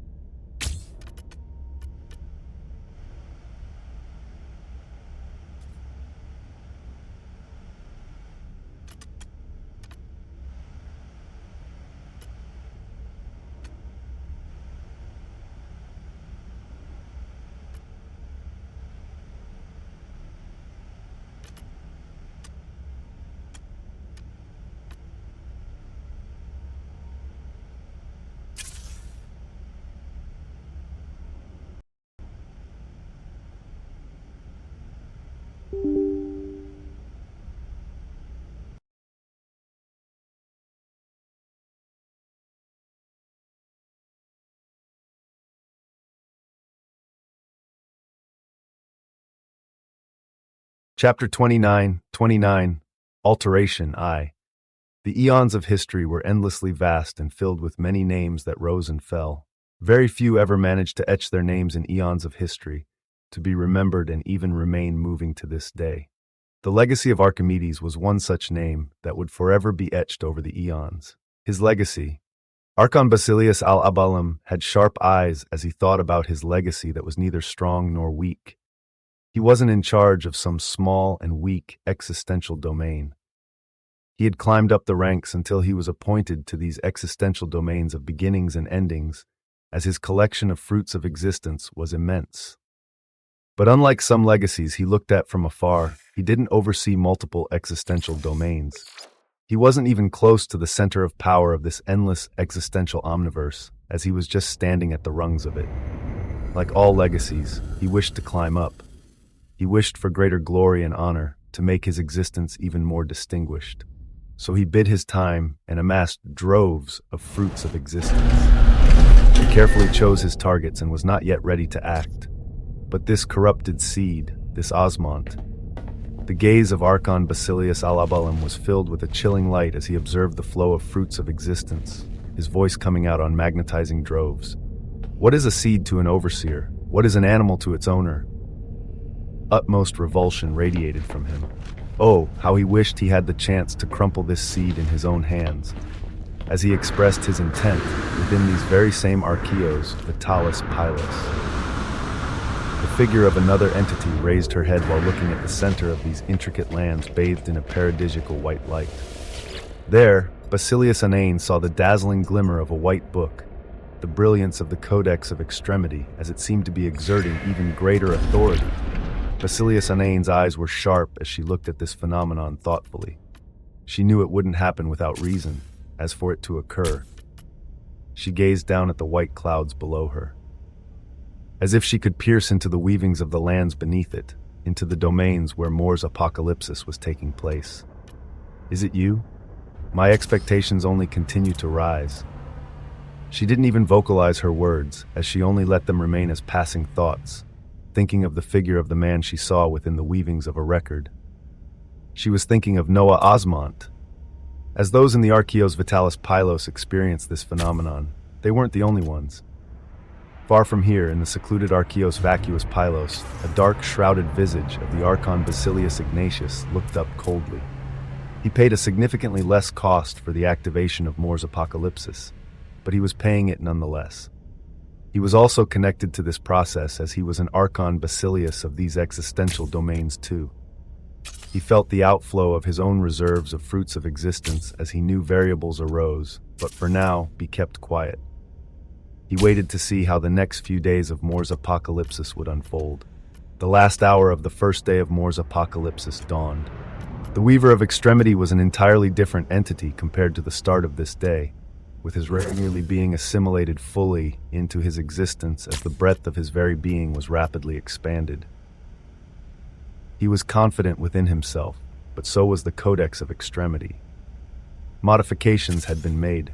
Alterations were carried out to ensure within reasonable limits that the task of the Codex of Extremity could be carried out. Knowing what was coming, you tried to foresee multiple possible paths your fable could take. But the weaving of existence, records, and extremes occurring next were too intricate and complex for your current self to bypass, and thus, the direction of your unrecorded fable could no longer be discerned. Minutes before the start of the second day of Mor's apocalypsis, you could not foresee the surprises prepared by the Codex of Extremity. These prompts flowed smoothly into Noah's mind as his eyes shone with a devilish light. What he could do was already ridiculous enough, but it was still within the bounds and power of his existence. If he could see ahead, then it simply meant he had to get stronger to the extent that even the weavings of heavily intricate and complex matters like the unfolding of the second day of Mor's apocalypsis would be possible. But he wasn't there yet. And that was okay. The time would come. Covered by an aurum-colored glow, Noah's visage jumped across the weavings of records once more. His consciousness woke up to find his main body floating valiantly, adorned with a purple emperor's robe, as no armament was on him. And what need did he have for an armament when his aspects of existence had been getting baptized with the authority of the fruits of existence? When his very skin held the hardness and majesty of a high-grade armament of extremity? He contained his existence within himself as he stood ahead of others, with his son, past primogenitors of the vitalis and vacuous hyperversal domains, and more defenders of the infinite hyperversal haven floating behind him with serious expressions. They held a feast hours ago and celebrated their success, but they didn't let this cloud their judgments, as they knew the next day would be just as crucial. They just didn't know to what extent. Further ahead past Henry and others, but behind Noah, the figures of Xiaomi, Athena, Barbados, Caitlin, and other queens of the infinite hyperversal haven could be seen expressing glorious power at the 8th gradation of extremity.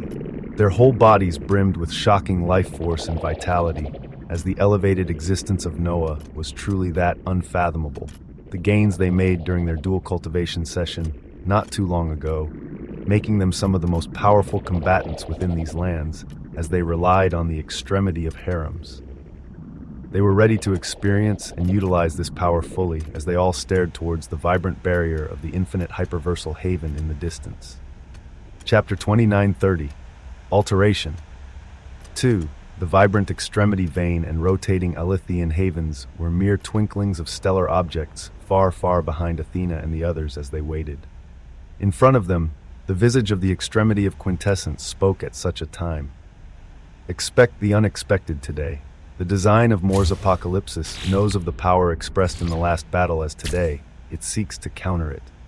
Noah's voice dripped with wild waves of power, his figure right now being something that very few could hold the gaze of or look at closely.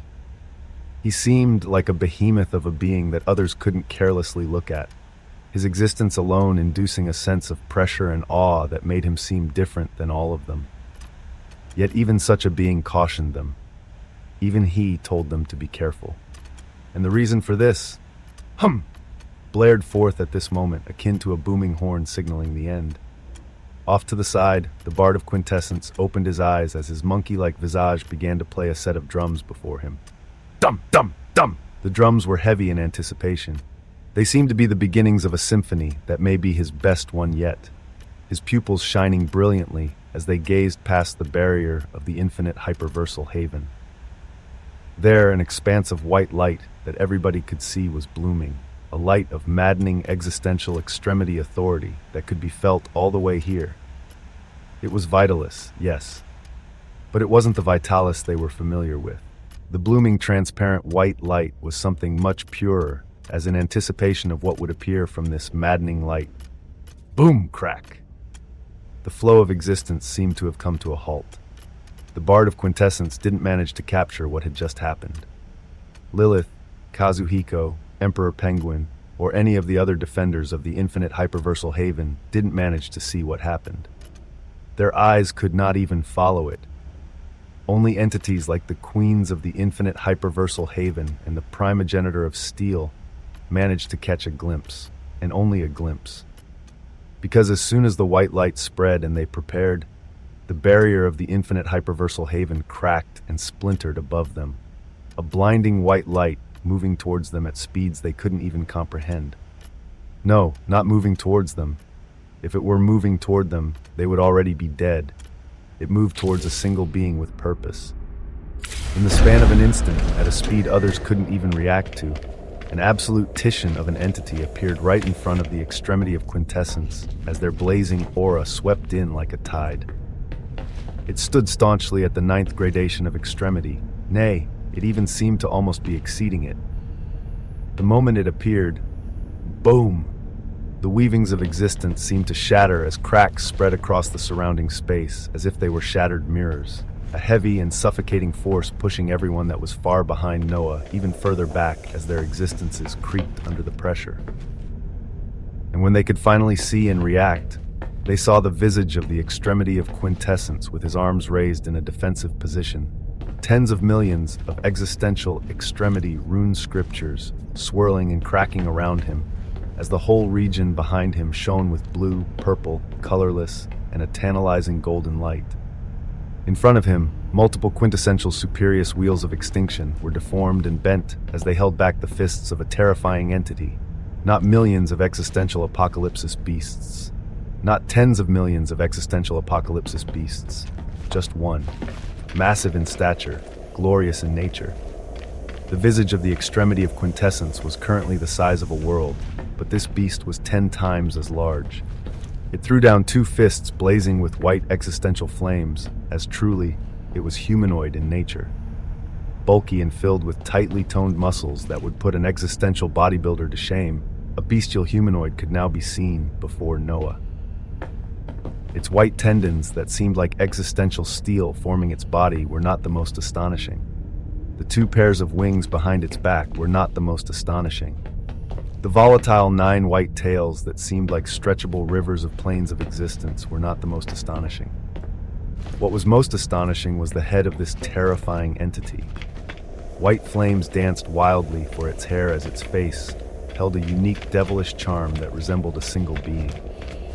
Noah's eyes were sharp as he felt the blossoming tyranny and infinity within him, his arms creaking from the pressure as his superius wheels of extinction were deformed.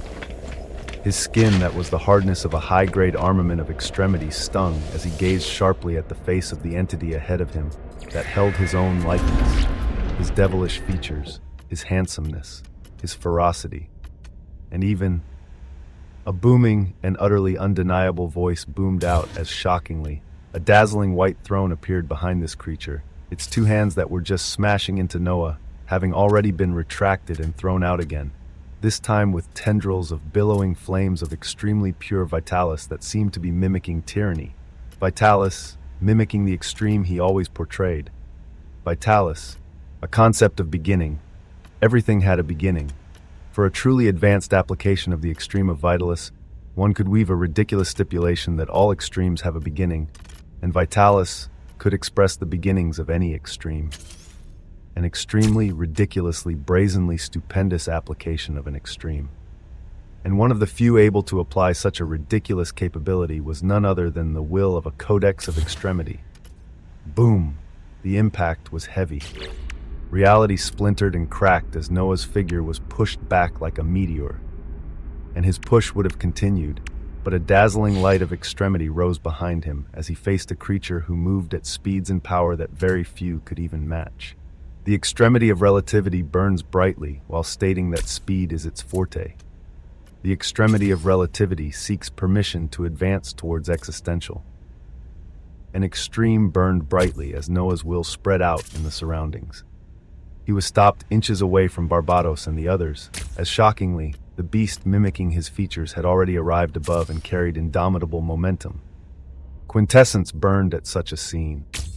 Tyranny pulsed and infinity blared, and the protagonist turned up with a piercing gaze as the extreme of plot gained the support of all of his existential extremity authorities. This is not our battlefield. Plot commanded, plot deemed it so, and so, the figures of Noah and this unidentified beast suddenly disappeared from the infinite hyperversal haven. Chapter 2931, Mime's Thigh. 1. The scene was a horrific and mesmerizing one as to this point. Very few had even comprehended what occurred. Reality shattered like a broken mirror as a blazing white transparent authority bloomed. Most of the defenders of the infinite hyperversal haven catching a glimpse of the unidentified beast that held the likeness of the extremity of quintessence. Thereafter, reality shattered again and both the extremity of quintessence and the unidentified beast disappeared.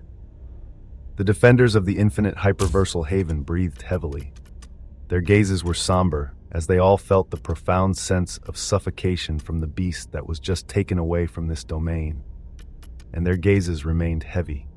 Fucking hell. The sweet voice of Barbatos let out a curse at the forefront as the brilliance of the blooming white light outside of the shattered boundary of the infinite hyperversal haven did not disappear.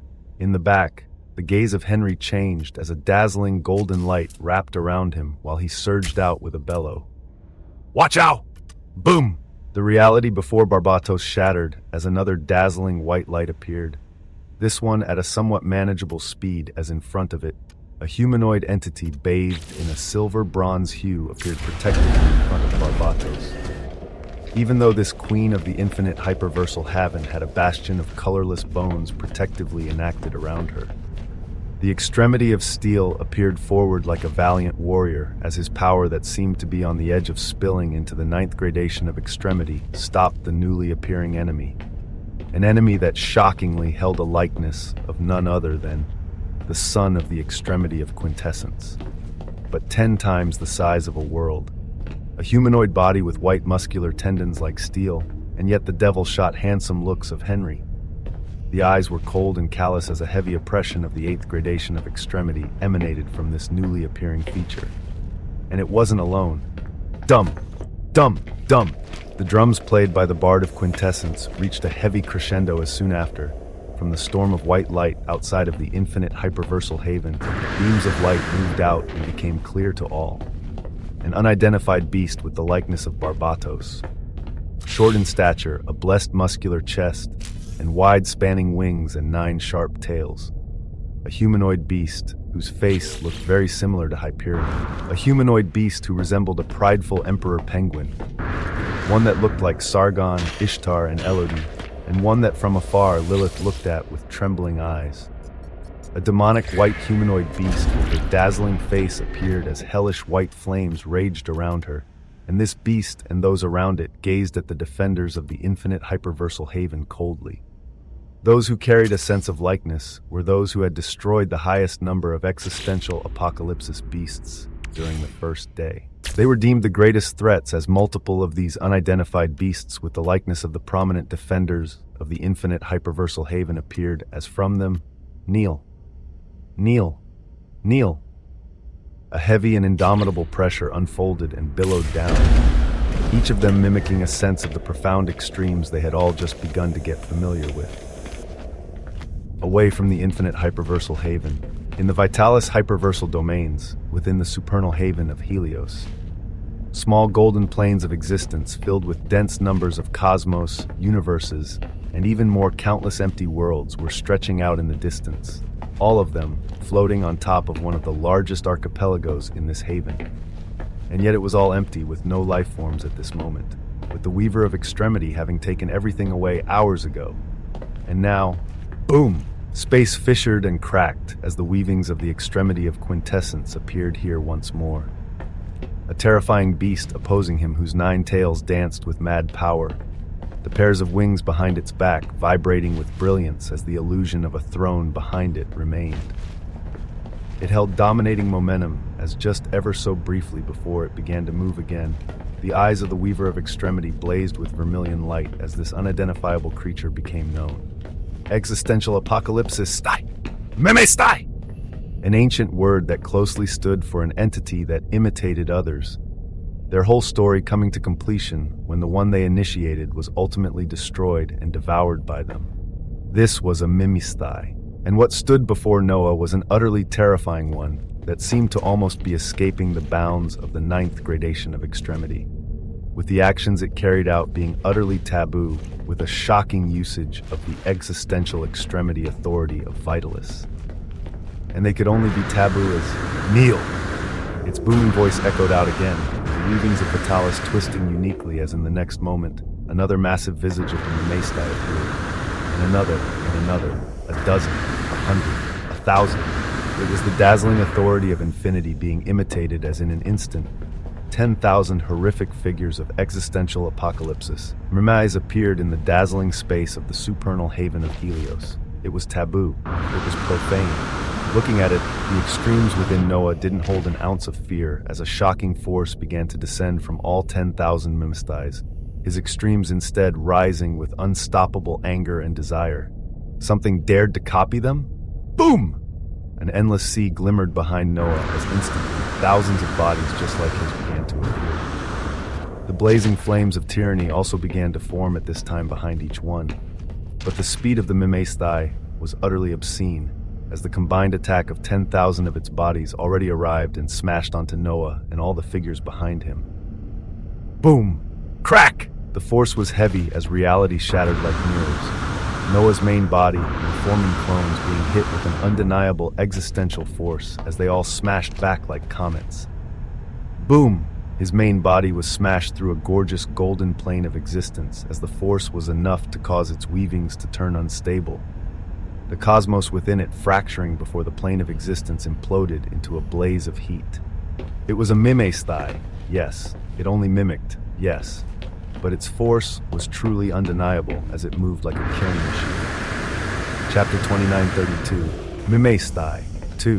Noah had only just arrived in the ninth gradation of extremity as whatever shocking means were utilized to forge this existential apocalypsis. Mimestai, it was made out to be something almost exceeding the decastas of extremity. Even though it radiated an oppressive air at the ninth gradation of extremity, it truly seemed far away from this stage.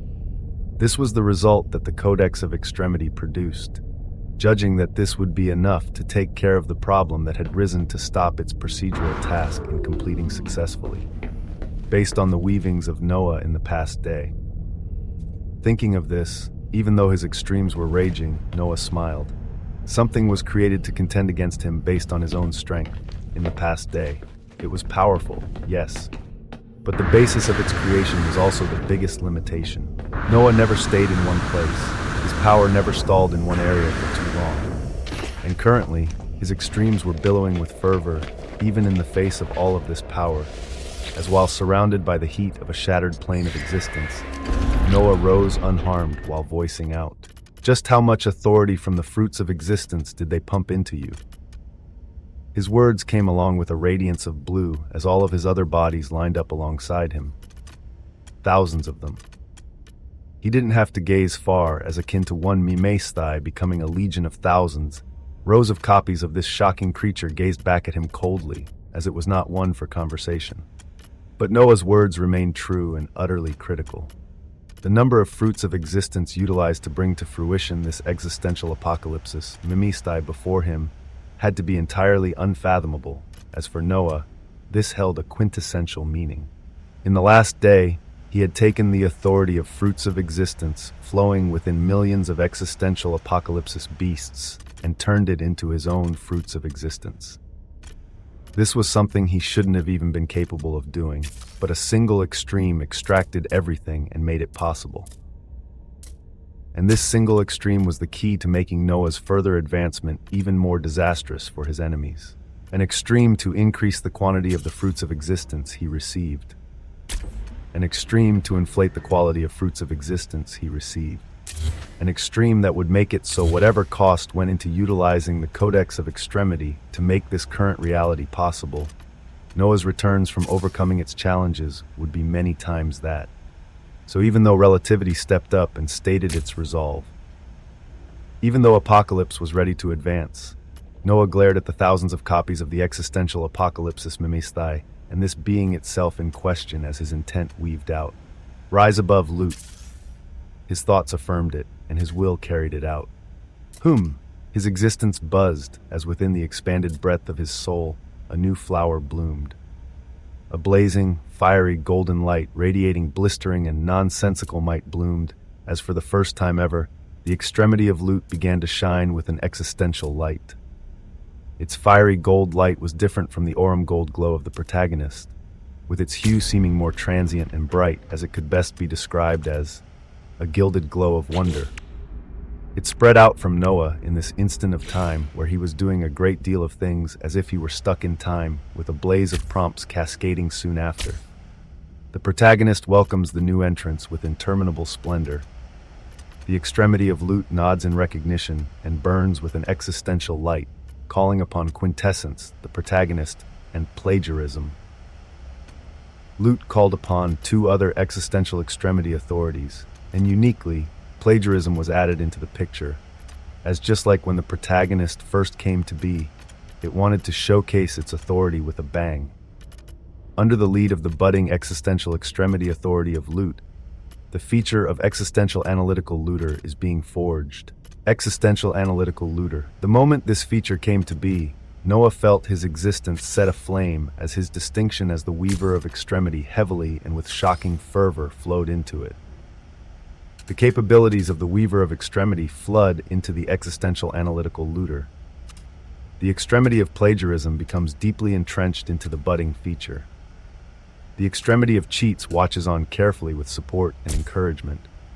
Noah felt multiple rising authorities within his existence come together and culminate into something fantastical, his eyes becoming glazed with a gilded light as he looked ahead at his enemy. Existential analytical looter has been activated for the first time. The selected target is the existential apocalypsis Mimestai. Under the glow of the gilded light, Noah saw a flash of brilliance only he could observe as the massive figure of the existential apocalypsis, Mimestai, had everything about its weaving seemingly scanned and analyzed as to its right. A golden illusory hologram representing it appeared. On his illusory hologram, there were multiple points where golden lights were emphasized, on its wings or tails, or even the joints making up its body. Noah didn't fully grasp their intricacies until the flow of information began to burn with his mind. The weaving of the makeup of existence of the target has been analyzed under the feature of existential analytical looter. The structural makeup and source of the target can potentially be plagiarized and recreated. The weaving of the extremes, records, and existence of the target can potentially be looted and recreated. When impacting the highlighted areas of the selected target, a greater concentration of loot based on the source of the target can be obtained. Currently established concentrations are 200% increased loot quantity and quality.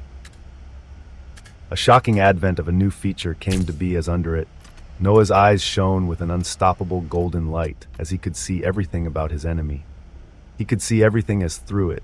He could attain everything. And what he was currently experiencing was only an initial glimpse. Chapter 2933, Mimestai. 3. Existential analytical looter unfolded in a grand fashion as the existential extremity authority of loot showed itself off in such a fashion. Besides the existential apocalypsis Mimestai, the golden illusory hologram that was created after the activation of this ability was something that Noah was learning about in real time. The prompts first made it clear that the weavings, records, and the extremes of the analyzed records could be recreated. And if Noah focused on the highlighted areas in the joints, wings, and areas on the 9 tails of this beast, the amount of loot he could attain was insurmountable. So he got ready to move. But loot was not done. The analysis of the weavings of the target is 10% processed as a link has been formed from the existential illusory weaving to the actual target. Through existential extremity authorities, you can target the highlighted areas on the existential illusory weaving of the target, as in return, you can deal 10% of the maximum damage dealt towards the actual target. What? Noah's eyes opened wide as he reread the last prompt to make sure he grasped it correctly, and it remained blazing just like so. It created a progression of events that were so nonsensical that even he doubted them. First, a golden illusory hologram was created by existential analytical looter, as this told Noah of the weaknesses and areas to capitalize on for his selected target, or so Noah thought. But he could go even further as attacking this illusory hologram that was known as an existential illusory weaving. He could actually deal damage to the original target. It was the weaving of loot, plagiarism, quintessence, antagonists. And it was so incredulous that in this instant, though the terrifying beast was already moving towards Noah with all of its clones, the golden existential illusory weaving of the Mimestai was brought in front of Noah, and instead of attacking the Mimestai a distance away, Hoom! Noah's fist struck out towards one of the brightest highlighted areas on the existential illusory weaving. Between the 2 eyes of the Mimestai who held his devilishly handsome features. His first carried behind it the momentum of an endless sea of infinity, the swirling of millions of existential extremity rune scriptures. And then in addition to all of this, just like when he took the weight of his existence itself to crush millions of apocalypsis beasts, he also allowed the weight of his existence to flow to his fist as he struck the golden illusion only he could see straight on. To others, it may seem like he was only striking out in an empty space, and yet, boom! Out of nowhere, the Mimestai received an impact of an astounding force as a small crack bloomed in its forehead. The original Mimestai. The real Mimestai.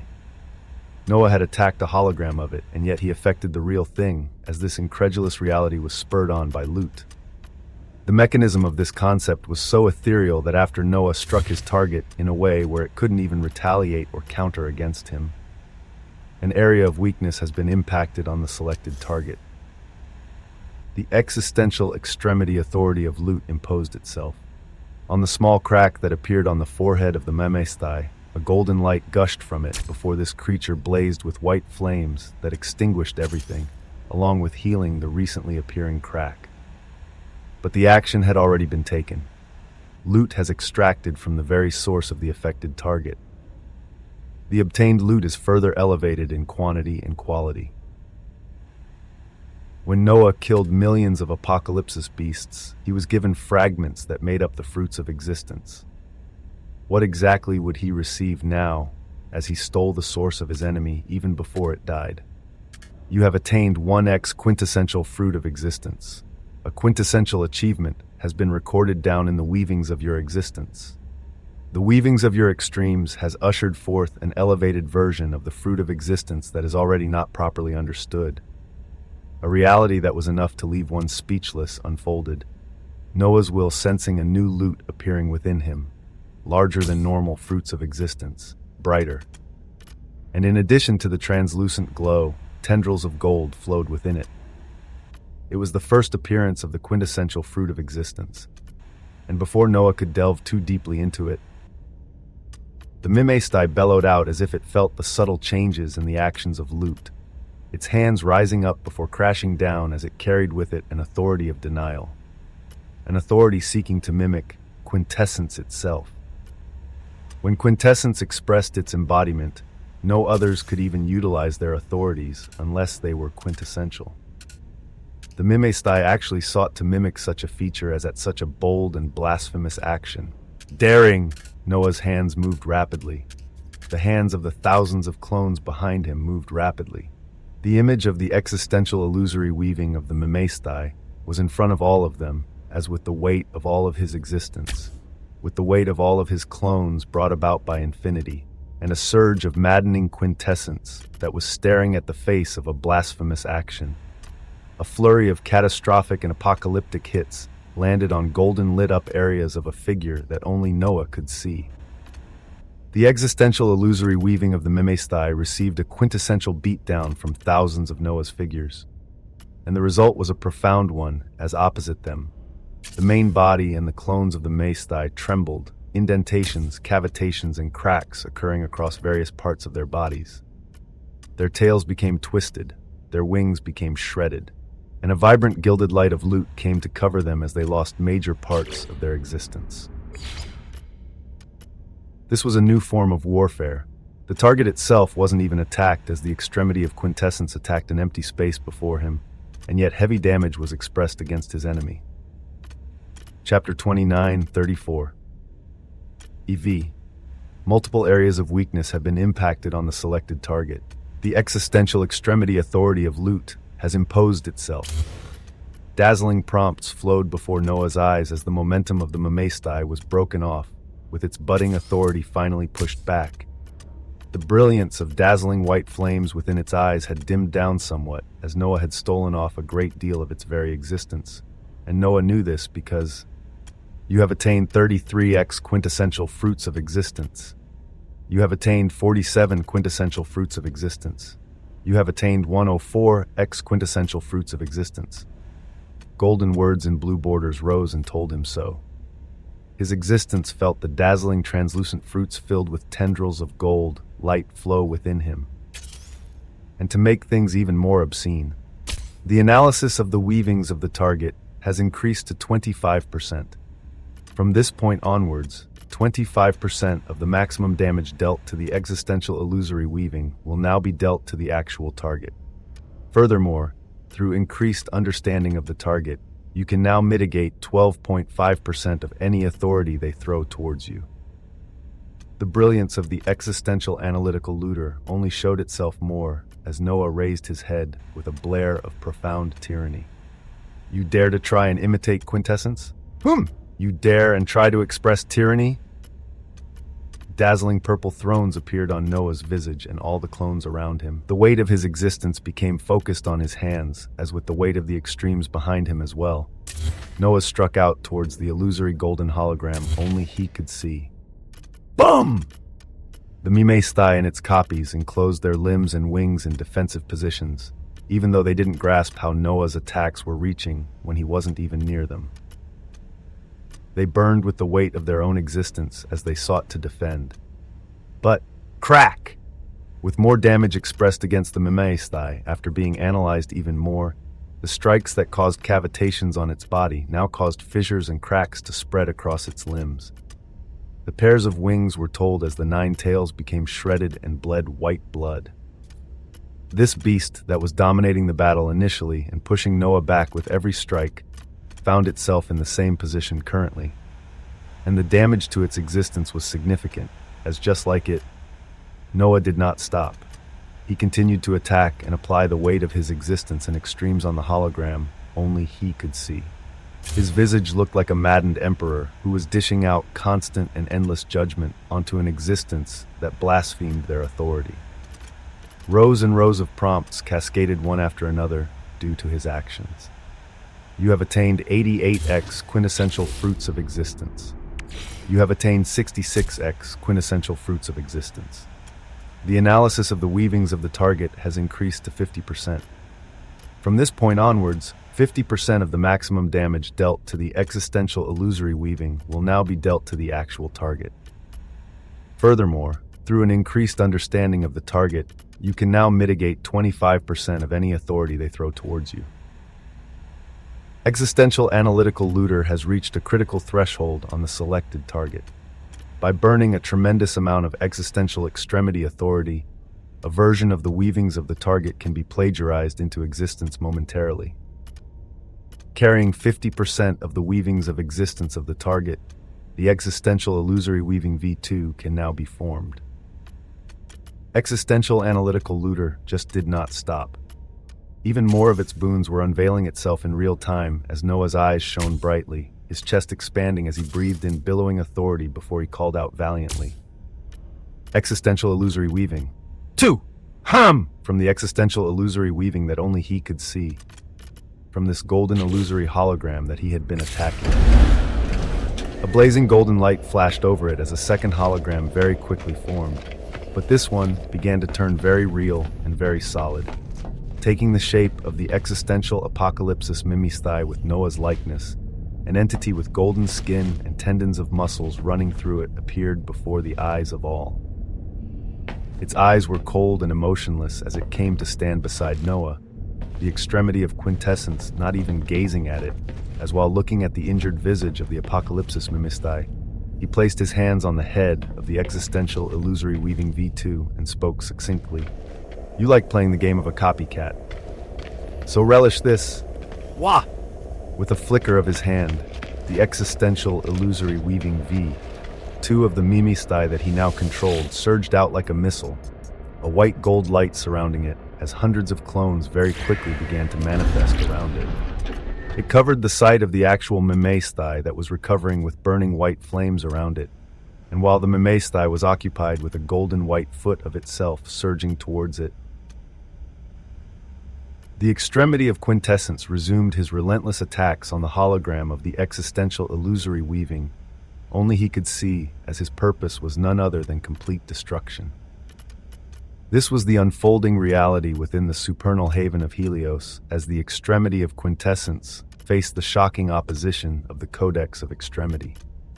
Away from here, there was still a critical scene playing out with the defenders of the infinite hyperversal haven, as for the first time, they faced enemies that may have actually outclassed them.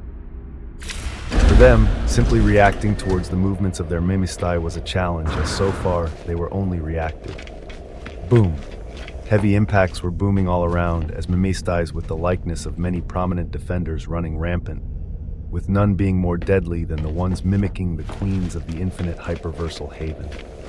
At this moment, S.A., a heavily breathing Lilith pulled her head back in the last moments from the sharp tip of a pulsing white spear that a Mimestai that looked like Athena wielded. On her head, one of her horns slid off as she barely managed to keep her head intact. This Mimestai making another move as a spear was already in front of her face again. Fuck! A curse came beside her as a flurry of talismans unfolded to block the spear, the Cimmerian architect appearing to reinforce, as at this moment, many others were grouping up and standing together to face these terrifying foes.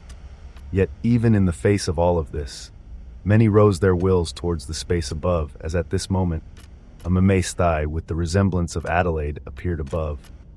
Behind her, a blizzard of Vitalis with glacial waves surging endlessly barraged down, as if it were seeking to place the whole infinite hyperversal haven into an ice age.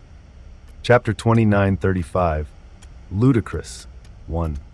Glacial waves of Vitalis cascaded down like an endless sea, freezing everything in their path as in the distance. Even the Son of Destiny was pushed back as he opposed a Mamaesthai who looked like him. The glacial light was restrictive and wrapped around one's existence like chains that would freeze their souls entirely, and it carried a mimicked sense of quintessence that made it hard for others to even react. So the surging glacial sea barreled down. The gazes of many flickered brightly as someone had to step up, their bodies already lighting up with existential lights as at such a dire time. Who? The voice of an ancient being rose with a mere whisper as the visage of none other than the primogenitor of steel stepped forward. His burly figure held defined and aged muscles that showed his eons of work as a blacksmith. His bronze-silver skin radiated age and vicissitude as in front of his eyes waves of prompts were rising. Your fable is a long one that has been etched across existential domains. You now join the weavings of a being who could elevate your fable to be etched into your own existence, and for your fable to resonate across even vaster domains. Your fable empowers you as one of the most distinguished entities in Vitalis and vacuous hyperversal domains. The primogenitor of steel saw these prompts as in the distance. The drums of the bard of quintessence became high-paced.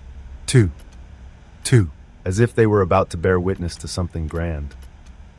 Many wills resonated as with a profound light. The primogenitor of steel spread his arms out as his body exploded into a dazzling sea of silver and bronze, a sea pulsing with quintessence, a sea carrying along an accomplished fable. This sea went on to clash with the glacial waves of Vitalis, and only expanded as if one looked closely within it. They would be capable of seeing that its waters were made up of countless small armaments. Boom! The impact was resounding as the counterattack of the primogenitor of steel acted like a trigger, the others striking back at this time as they sought for a way to handle this ordeal themselves, without having to rely on the being whose concepts already made their stand possible. At the same time as this occurred, at the same time as fables empowered all of their unfolding legends, the glimmer of a gilded light began to buzz within their bodies as the weavings of loot began to descend. The weavings of loot and the ridiculous capabilities only Noah had played with so far began to unfold, and even Noah himself had not seen the last of these capabilities. Away from the infinite hyperversal haven, and within the chaotic supernal haven of Helios, where a shocking battle was underway, Noah didn't let up his relentless attacks on the hologram of the existential illusory weaving, his very existence pounding on the highlighted areas over and over again, as all damage was reflected by as much as 50% at this moment. And the Mamaesthai itself couldn't take a step forward, as after existential analytical looter called forth the illusory weaving V2, its sight was covered by this construct from Noah that also displayed 50% of its power. This created for a shocking reality where the Mamaesthai was the only one currently being pushed back, and they couldn't even retaliate, as the moment Noah's flurry of attacks ended was when its whole existence would finish being devoured. The Mamaesthai seemed to know this, as at such a juncture, apathetic eyes flared coldly towards the distant Noah that wasn't even looking towards it. And the Vitalis within its eyes brightened immensely. The whiteness around it turned into an aurora of lights even as more and more of its body fissured and cracked, as if at any moment the existence of this Mamaesthai would be wiped out. Yet at such a moment, a beam of dazzling white light crashed across the space above as it tore open the supernal haven of Helios, shattering multiple planes of existence on its path as it came to land on the Mamaesthai. And thereafter, as if a nuclear blast of white light was expanding outwards, All weavings of existence, records, and extremes were pushed back while reality shattered into countless fragments. Boom! The figure of the illusory weaving V2 was pushed back, along with Noah's own visage, in the distance. Amidst the shattering reality, Noah waved his hands to stabilize everything, as when the scene became clear, a brilliant yet terrific reality was displayed far ahead.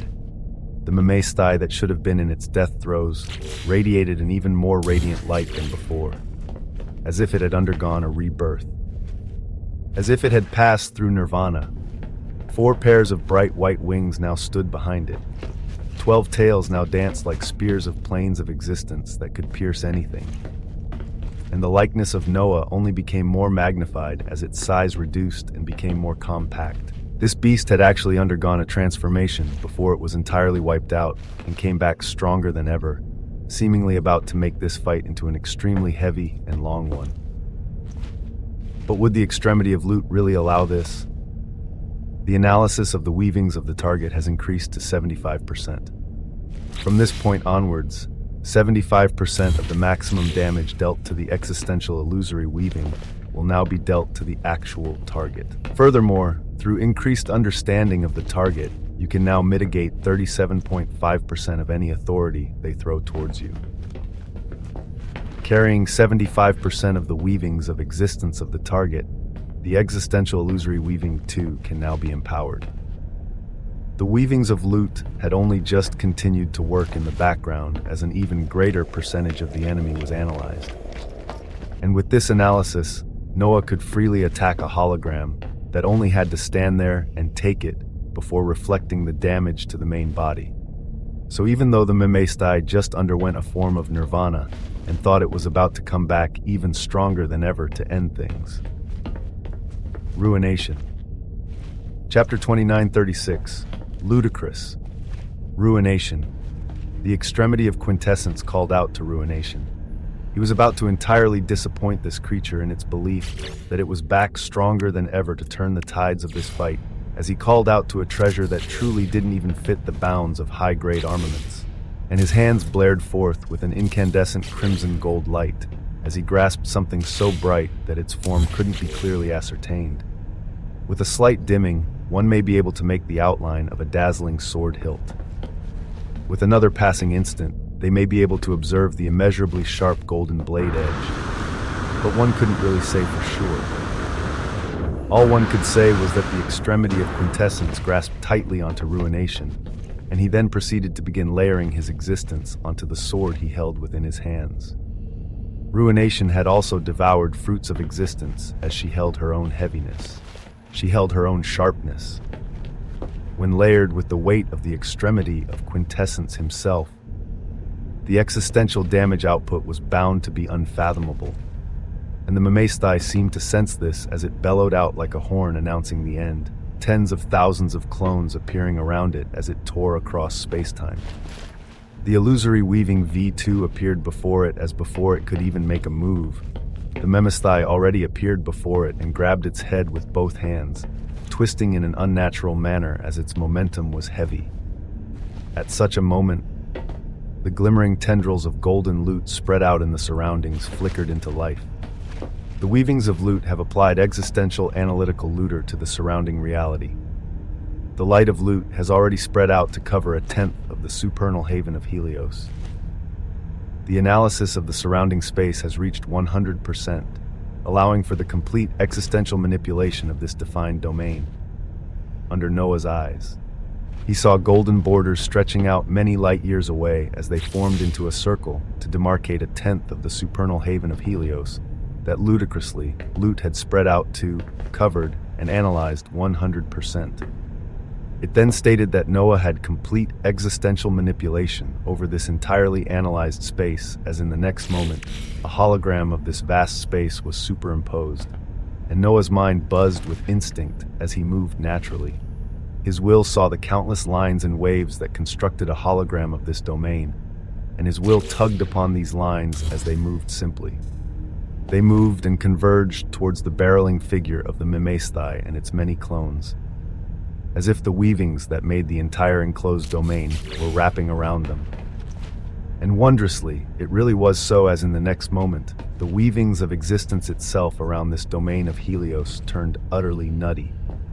Reality tested and distorted, converging towards the figure of the Mimestai and thousands of its clones as they found themselves becoming bound and restricted in space, as if the very haven they were on denied them and their movements. The Mimestai and its forces became bound and slowed down. The twisted head of the illusory weaving V2 bellowed out and radiated intense white-gold light, and Noah gained the time to freely and without worries direct ruination in his hands towards the vibrant hologram of the existential illusory weaving that only he could see. Quintessence imposes its undeniability. His extremes burned with righteous splendor as they sought to utterly wipe out the entity that had been seeking to imitate them. Infinity radiated endless judgment. Behind Noah, the illusion of an endless blue sea appeared in a mesmerizing fashion, all of this sea placing its weight behind him. And above the tumultuous waves of this sea, a dazzling purple throne of immense tyranny materialized. The visage of an entity adorned in a golden robe sitting atop it, as he gave off the feeling of someone central, someone critical, someone integral to the weaving of reality as it was, none other than the protagonist. All of them added their weight onto the small figure of Noah as their weavings expressed their undeniable desire. They all flowed through Noah's figure as the blazing radiance of ruination became even more resplendent, and Noah struck out towards the illusory hologram only he could see at this moment. An interminable silence was the only thing that could be heard. In front of Noah, thousands of iridescent crimson gold light bloomed. They carried the weight of his existence. They carried the weavings of his extremes. They carried the weight of his records. And they all surged towards the visage of an enemy only he could see, to strike the weakest points only he could see. The impact was a silent one. The dazzling waves of swords seemingly sank into the empty space of their target and disappeared. The weavings of reality were quiet as Noah then retracted his sword, with ruination entirely disappearing within his hands a moment later. The illusory weaving V2 that he enacted still stood inches away from the existential apocalypsis Mimestai and its clones, yet its eyes showed immersible defiance and tyranny. The light within the eyes of the Mimestai before it were radiant, and yet it stood still. The clones behind it were radiant, and yet they stood still. Space fluctuated as shockingly, it was under the complete control of the extremity of Lut after being analyzed. A moment after, the space before the Mimestai twisted to show the visage of Noah. A potent golden glow covered him and his emperor's robes, but his devilishly handsome face was clear to all. His eyes, holding 9 pupils, radiated calmness and certainty as he came right in front of the weapon of the Codex of Extremity for the second day of Mor's apocalypsis. The Mimestai looked at him, and he looked back at the Mimestai as he felt like he was staring at something far grander behind it. Yet his voice was filled with quintessential tyranny as he spoke. I better not see you trying to imitate again tomorrow. I may just do everything in my power to follow the weavings of the apocalypsis beasts and rip you to shreds myself. His words were addressed to the Mimestai before him, but he knew they were reaching something even more stupendous behind it. The Mimestai didn't reply as it silently gazed at him. The blinding radiance within its eyes then rapidly began to deteriorate as across its body countless cuts bloomed. Its brilliance began to dwindle like a dying flame as the single attack thrown out by Noah at the end utterly finished everything. Chapter 29:37. Obscene 1. A single attack ended everything. The two were standing before each other face to face, and yet both sides knew one had their existence erased and extracted entirely. Yet the glare within the eyes of the Mimestai, or really the source that lay behind it, continued to stare at Noah with immeasurable scrutiny. As the light within the existential apocalypsis Mimestai faded, the thousands of clones behind it that formed a small legion followed. The Mimestai had its body instantly shredded by immeasurable lacerations, each gap becoming filled with the golden light of Lut as the victor of this whole ordeal. His vision was covered by an immense eruption of prompts. You have attained 888x quintessential fruits of existence. You have attained 739x quintessential fruits of existence. You have attained 799x quintessential fruits of existence. The analysis of the weavings of the target has increased to 100%. The target of existential apocalypsis Mimesthai had been entirely analyzed, and its weavings were eradicated in the process. Existential analytical looter radiates brightness as the extremity of loot states that even in existential eradication, one cannot escape it. The existential illusory weaving and the existential illusory weaving V2 of the Mimesthai can now be superimposed to construct the existential illusory weaving V3. Noah's eyes radiated immense splendor. He gazed back at the illusory golden hologram that he had been attacking this whole time. His will observing as this hologram only he could see floated and superimposed itself on the existential illusory weaving V2 that was standing right in front of him. And, whom? The weavings of existence trembled. A blazing aura filled with maddened might rose and fell as before Noah's eyes, a construct faded in and out of existence. The existential illusory weaving 3 Mimesthai is coming to fruition. It is something only observable under your eyes, with the weavings of its records, existence, and extremes mimicking the original Mimesthai, with the only alteration being the composition of its extremes. An utterly unreal reality unfolded. An obscene happening was being carried out under Noah's extremes. With the likeness of Noah, a body with steel-like muscular tendons, 4 pairs of wings, and 12 tails, a terrifying entity was born as its visage pulsed with a golden purple light. The aura it emanated was madly at the 9th gradation of extremity, and oppressively so, as it didn't seem to just be at this stage. The extremity of cheats releases a belly full of laughter at such a ridiculous reality. The extremity of plot watches with fascination. The extremity of fables shines ever brighter, adding a new and unfathomable legend to itself. Even Noah's own concepts were left baffled at what was currently unfolding. The extremity of loot truly imposed itself, showing the ultimate forms of loot, as even after droves of treasures were extracted from the existential apocalypsis, Mimesthai, the ultimate loot obtained thereafter, was this feature itself. The existential illusory weaving V3, Mimesthai, burning with a light of loot and tyranny outwardly, along with quintessence, infinity, and the very essence of the protagonist within it, such a being appeared and kneeled towards Noah at this moment. Ethereal, not visible to others. A killing machine under his orders and bidding formed as the ultimate prize of the extremity of loot. This extreme's rise to the existential level, truly defining itself and leaving others in awe. Noah looked at the muscular appearance of the Mimesthai with calm eyes as he voiced out to it calmly. Go observe over the infinite hyperversal haven. Let them forge their own fables, but if necessary, step in. Hum! With a glimmer of silent brilliance, the first existential illusory weaving V3 Mimesthai disappeared. Noah's eyes were deep as he remained alone in this region of the supernal haven of Helios, gazing at the crimson gold hues of this region, as well as the illusory holographic lines layered on top of them that allowed him to hold the original Mimesthai down with the force of this haven itself. Existential manipulation through none other than the existential analytical looter itself. And as if it wanted to express that it was still very much prevalent, the existential analytical looter is spreading its analysis further within the supernal haven of Helios. The fully mapped and analyzed areas can have the weavings of their very existence drained and devoured by loot, leaving nothing behind. Another pathway opened after complete analysis is the accelerated devouring by existential dungeon apocalypse, requiring only 2 dungeon monoliths to devour the entirety of an analyzed haven.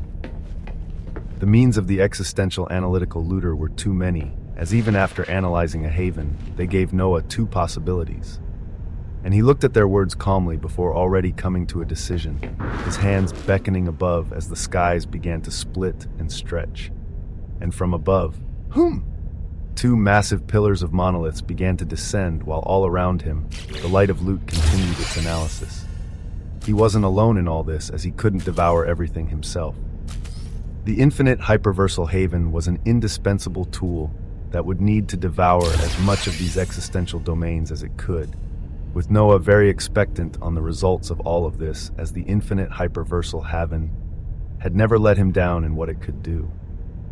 His utility for it only increased since he attained it as a floating spiritual land, and he now waited for it to give him the natural production of fruits of existence.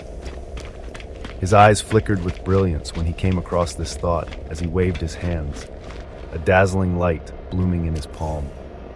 It held a translucent glow, and it actually contained mesmerizing tendrils of gold within it, as it was very much a modified version of a normal fruit of existence.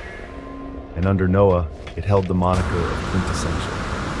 He hasn't fully uncovered what a normal fruit of existence granted, and he now grasped and elevated it. The only way to understand it was to, of course, devour it. With a glimmer of brilliance, the quintessential fruit of existence entered his jaws as an explosion of light unfolded. Chapter 29:38, Obscene. 2.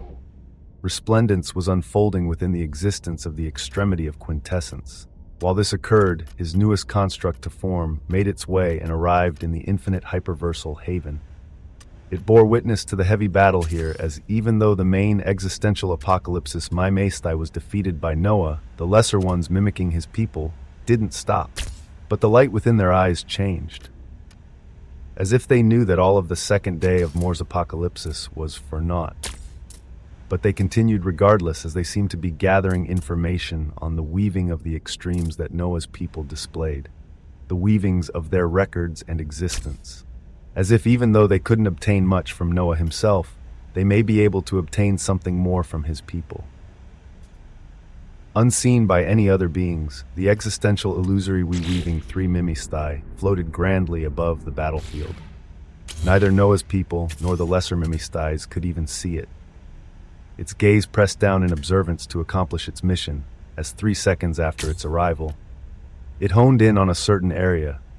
It could read the flow of existence and extremes easily, as it saw the main reason why Noah's people were struggling so much against the lesser Mimestais. For many of them, their existence did not carry as much weight as their enemies moved so fast in their eyes, to the extent they were having a hard time reacting against them. And such a reality played out now as a lesser Mimestai, with the likeness of the Emperor Penguin, passed between Svetlana and the extremity of Foundation, its flipper filled with deadly white light striking down towards a group that consisted of Seer of Sima, Erickson, Ayame, and a few others that were throwing out their attacks from behind. The scene turned critical as the tan visage of Erickson moved forward to protect the others, a slipper being carried in both his hands as he sought to distort probability to an extreme. But the lesser Mimestai was of the 8th gradation of extremity and held much greater weight.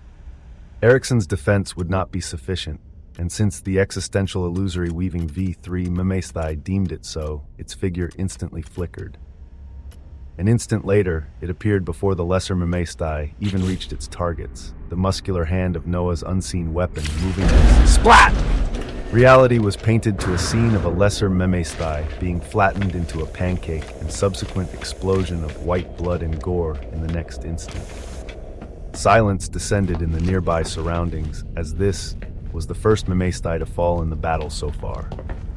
From the back, Ayame and the others gazed at Erickson, who was scratching his head himself, since they really didn't see anything appear to attack the enemy right in front of them.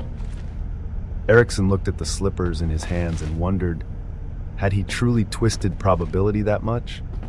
He then looked around cautiously for a culprit, as he shook such a brazen idea from his head, but nobody could be found.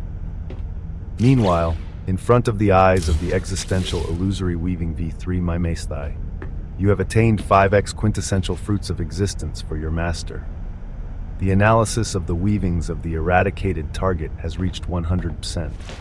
The target of the lesser existential apocalypsis Mimestai has been entirely analyzed and its weavings eradicated in the process. The existential illusory weaving V3 lesser Mimestai Emperor Penguin can now be called out to work under the banner of the extremity of loot, a profound extension of power for the concept of loot that continued to dominate at this time. The Mimestai with Noah's likeness looked at the prompt before it, as in the next moment, the gilded light of loot began to flow within its eyes. The glow of existential extremity authorities blared out silently and away from the gazes of others as a singularity formed in front of it. A a singularity that bloomed in the next moment to form into a lesser mammastae resembling the emperor penguin. Its sleek feathers were lined with gold and blue lights as outwardly it brimmed with loot and infinity. It bowed towards the glorious figure of the mammastae that had conjured it as around them.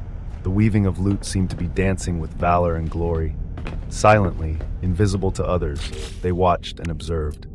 It was the advent of a silent army that enemies would not see or feel coming, with those truly powerful only sensing the danger as it arrived, in the supernal haven of Helios.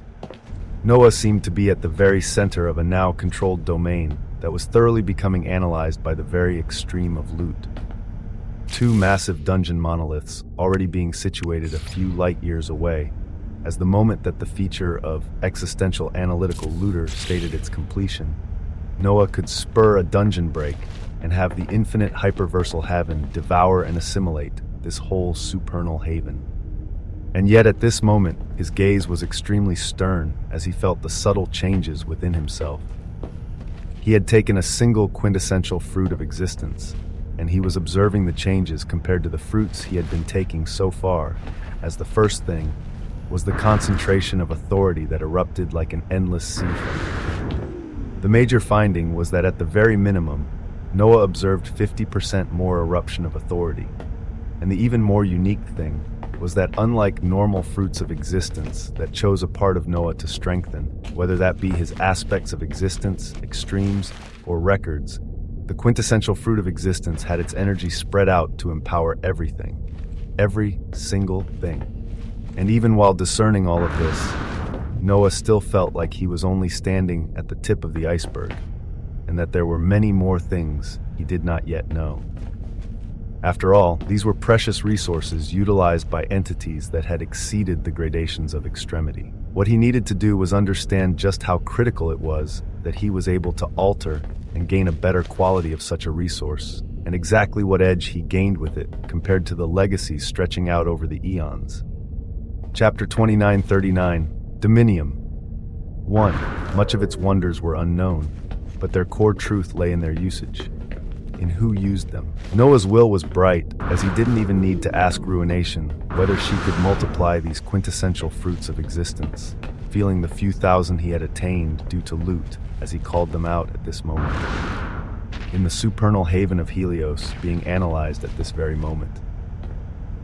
Hundreds of dazzling, translucent, quintessential fruits of existence appeared around Noah as if they were gorgeous singularities. Most of them held slivers of golden tendrils coursing through them, but there were also some that were entirely translucent, as they were normal fruits of existence. Noah felt like it was time to take another leap of power and have more of his questions answered as he was about to begin devouring and elevating en masse. But as he was about to begin, the weavings of loot shine with ingenuity. The extremity of loot calls upon all other existential extremity authorities under the banner of its existence. The extremity of loot seeks to apply the feature of existential analytical looter on the fruits of existence and the quintessential fruits of existence. The loot that came as a product being extracted from defeated enemies. It was elevated in quality and quantity by loot, as due to the mysterious nature of the authority flowing within the fruits of existence, even the concept that extracted them, loot, did not know too much about them, and now it sought to change that. What result could be attained if the feature of existential analytical looter could analyze everything? It had so far analyzed an existential apocalypsis mini-stag and then constructed a creature just like it. It had analyzed a whole haven, and now its reach was extending towards the fruits of existence themselves. Noah's eyes buzzed as he saw the golden light of loot cover a quintessential fruit of existence and a normal fruit of existence. The analysis of the weavings of the quintessential fruit of existence is at 1 cent. The analysis of the weavings of the fruit of existence is at 1 cent. Two fruits became covered by the light of loot, as holographic images similar to them began to be formed on the side. It was bound to be a much slower and more complicated process, but it would finish in due time as more answers would then present themselves. But until then, come. Noah spoke calmly to the dazzling fruits around him, quintessential and not quintessential. Everything began to flow towards his mouth as the extremity of loot began to devour the loot of the second day of Moore's apocalypsis.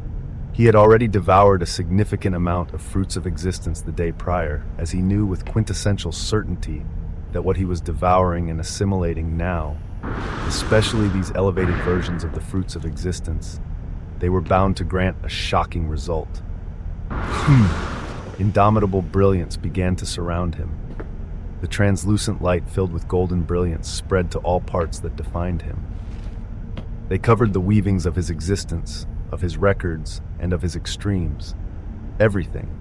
And the raging seas came down with such momentum that they instantly propelled Noah's mind ever higher, vermilion flames of the Weaver of Extremity beginning to burn with intense brightness as questions began to rise within him. Extremity, existence, records. How did they all fit together? Why did the seeds within Vitalis refer to the Basileus and Dicastes as those above extremity? What did it mean to be above extremity? Was this distinction even something genuine, or only spoken by beings that didn't know much about what lay above? One could move past the 9 gradations of extremity and climb above them, but was this symbolism it? The weavings of extremes, records, and existence lay themselves bare before the eyes of the Weaver of Extremity. As boundless seas of the authority of fruits of existence surged within him, Noah felt everything about him being raised as the questions hard to answer before. May actually be able to provide defined answers this time. Noah remembered the prophecy that was uttered by the protagonist himself at this time. Waters crossed with unimaginable speed, immeasurable extremes, all brought under a single creed. Only one extreme will be left at the end of it all. He had already fulfilled the first line. He had crossed the gradations at a speed others couldn't even fathom. And now the second line indicated that many extremes would be brought together under a single creed. And furthermore, only one extreme will be left at the end. These were words Noah inherently said as they held their own profound meaning, born from the mouth of the protagonist. Extremes, existence, records. Noah's voice echoed out in an ethereal manner as he delved into a state of a profound epiphany. The raging authorities of the quintessential fruits of existence were unquantifiably strengthening all of them, causing his mind to try its best to sift through advancements that were too advanced for his current stage. And at such a time, his consciousness was fully brought to the waters of the 9th gradation of extremity. Around him, plucked fruits of existence could be seen as his breakdown of the Dicastes of extremity to construct an existential automaton continued. And in addition to this, existential analytical looter has latched onto the visage of the Dicastes of extremity. The analysis of the weavings of the Dicastes of extremity is at 10 cents. Loot asserted itself even in this region as its extreme let its intent run free and loose. In his state of epiphany, Noah looked around the 9th gradation of extremity, as well as the twinkling feeling that had begun to bud within him that he could traverse across this gradation at rapid speeds with all of the strengthening he had obtained from the fruits of existence. And when he reached the end, he could. There seemed to be a thin film preventing any advancement of information. And at this moment, Noah's visage released a sea of vermilion flames that sought to crash anything preventing his advancement. The Weaver of Extremity pulls upon the intricacies of the gradations. The Weaver of Extremity gazes at the path above. The gradations of extremity pave the pathway of extremes that propel one's aspects towards a single destination. Chapter 2940. Dominium. 2. Yes, he already had weavings of the answers, and they came the moment he first swallowed a fruit of existence. What was the first thing that the fruits of existence did as their authorities exploded within him? They flowed into his soul. They flowed into his origin. They flowed into his body. Being objects consumed by those who had exceeded the bounds of the gradations of extremity, their first inherently actions were these, as their main goal was to take the aspects of existence within Noah towards becoming existential. WA. After traversing the gradations of extremity, one culminates the intent of their extremes to spur their advancement into the next realm. From the very waters of the 9th gradation of extremity around him, from the dissected and analyzed bodies of Dicastes of extremity around him, the Weaver of Extremity was pulling up on any and all strands of information around him as he formed a clear picture. Distinguished differently by a myriad of legacies across the eons, the traversal of the gradations of extremity leads one towards the existential realm. Threads of weavings show this realm referred to as existential realm, existential sculpting realm, or existential dominium realm, among a few, with other distinctions too thin to have their weavings currently grasped. Profound weavings flowed into the mind of the extremity of quintessence. The weavings of extremes are the pathway traversed to arrive at this destination, a bridge built to reach existential. Extremes were the bridge towards existential, but it didn't mean their usage stopped there. Even after stepping into the existential dominium realm, one's extremes still dominated as the foundation that formed the bridge towards existential would retain its supremacy. After all, to complete the bridge toward the existential dominium realm, an existential extremity authority was required. So before anything else, one's extreme had to become existential. There were still many intricacies with how one arrived at this stage, but one thing remained crystal clear. Noah had not taken the proper steps. He attained an existential extremity the moment he took his concepts towards extremity. Actions that were obscene to even think about. One had to go through their extremes to bridge the gap towards existential. And yet Noah had begun to consume a large number of fruits of existence that were already taking his soul, origin, and body towards nothing else other than existential. His existence, his records, his extremes. My extremes. The surrounding waters began to tremble at his voice. He thought of his extremes. Had they truly reached their extremes? His soul burned with desire. His weavings trembled with an influx of power that was taking him towards the existential dominium realm. And you seek to expand the extremity of extremity for the second time. A dazzling prompt descended. In the Archeos Vitalis Pylos, surrounded by existential extremity authorities, Basilius Anine waved her hands calmly as many thoughts passed through her mind. She always found the purest tendrils of authorities within an existential domain to be unique, convinced that it was subtly different from any other extreme produced by entities. This was why, even though she and all of the legacy of Al-Abalin were of the existential soul dominion, she still gave time to Vitalis. She compared the tendrils of pure Vitalis existential extremity authority passing over her hands to the endless seas of soul existential extremity authorities coursing within her existence, her hand placed on her chest as she closed her eyes. Her soul felt boundless, like it could overcome anything else. And of course, a similar feeling was shared for those embarking on the path of existential body dominium and existential origin dominium. It was a feeling all entities in the existential dominium realm felt. And such a feeling was true and false at the same time. Such a feeling was why, even after careful and intricate planning, she still feared her father. She still feared Al-Ablam, as amongst all of the existential dominium realm entities out there, he had the unique position of annealing his existential soul with an endless source of fruits of existence. If he stood next to any other existential dominium realm entity of his same caliber, whether they were of the existential body dominion or existential origin dominion, they wouldn't stand a chance. That's why so many cards had to be played. This was why she associated with a certain legacy that held a being powerful enough to hold back the endless existential dominium soul that Al-Abalam held. Ha! She let out a laugh at such a thought as she considered the state of the existential omniverse and countless entities moving across it. All entities had to choose a single existential path from their aspects of existence to anneal. To become truly powerful and stand any chance against others, one had to devote every ounce of their resources, weavings of records and extremes, all into a single existential aspect. Because the higher up one climbed, the grander their existence became as the level of their dominium only spread.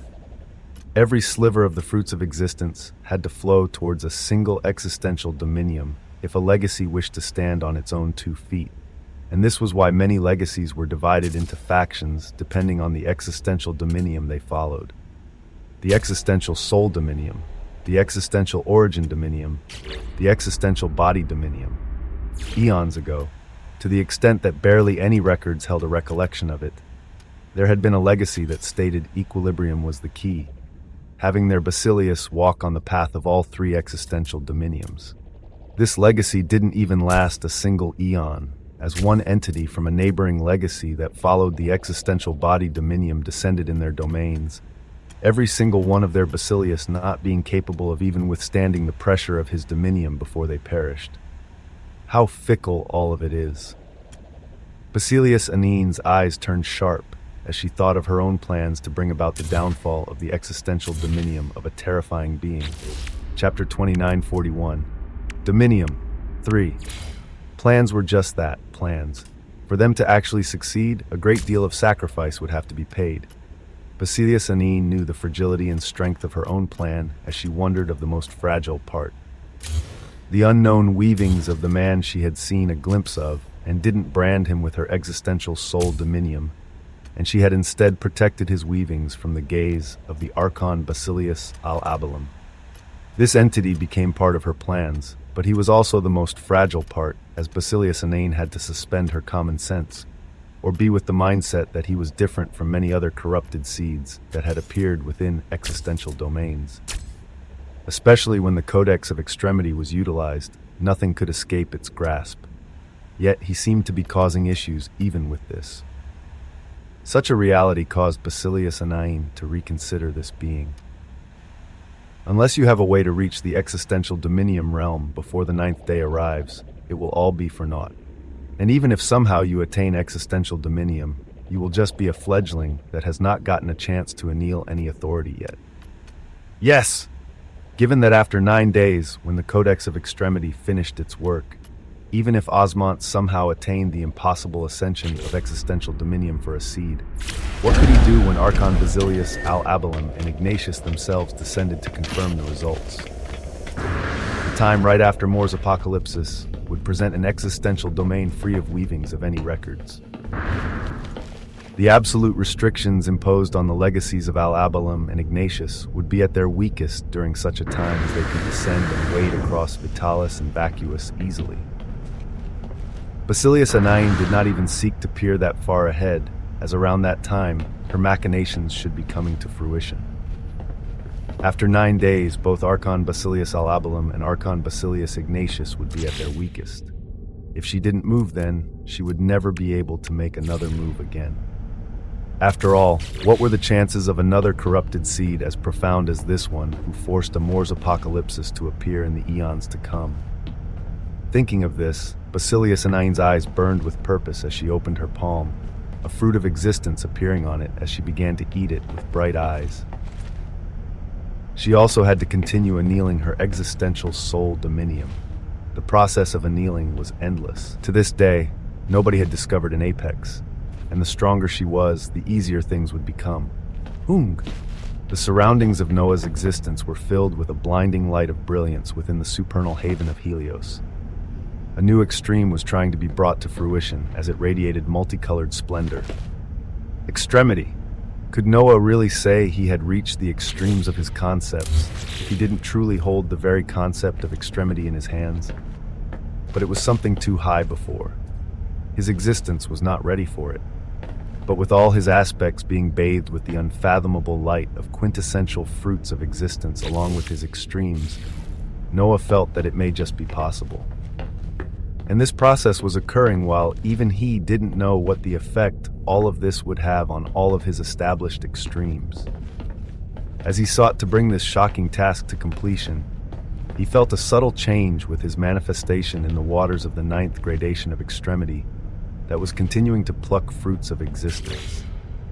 This body of his felt a driving force propelling him upwards at the same time as he sought the extremity of extremity. As if he was being told this wasn't the place to attain it, his visage began ascending upwards as streams of the endless waters around him flooded towards his existence. The higher up one went across the gradations of extremity, the more refined and purified their extremes became. The further they went on the path of extremity, on his grand undertaking to attain the extremity of extremity, Noah found that he had to be sitting at the very peak of the 9th gradation of extremity, and so he surged towards it. These actions he was currently undertaking were grand, but they were not just for him. They didn't affect just him. Back in the infinite hyperversal haven, its defenders were having trouble just reacting against the lesser Mimisthai, because of how powerful these enemies were. They were having trouble. As the seconds passed, they began to notice subtle changes as the entities that were too fast for them before, they seemingly began to slow down. Ever so manageable. To the extent that soon after, the pace of the battle began to change as the lesser Maimaistai were now being pushed back. This change was so noticeable that many perceptive defenders soon realized why, their existence enjoying a boost from nothing else other than Noah's extremes. All of those who walked on the path of quintessence, of infinity and tyranny. And then there was Lut. As Noah rose to the peak of the 9th gradation of extremity, so did the power they could wield through his extremes. It was to the extent that within a few seconds, boom! The lesser Maimaistai of Ishtar had a spear going through her chest, Athena standing over her as from the back.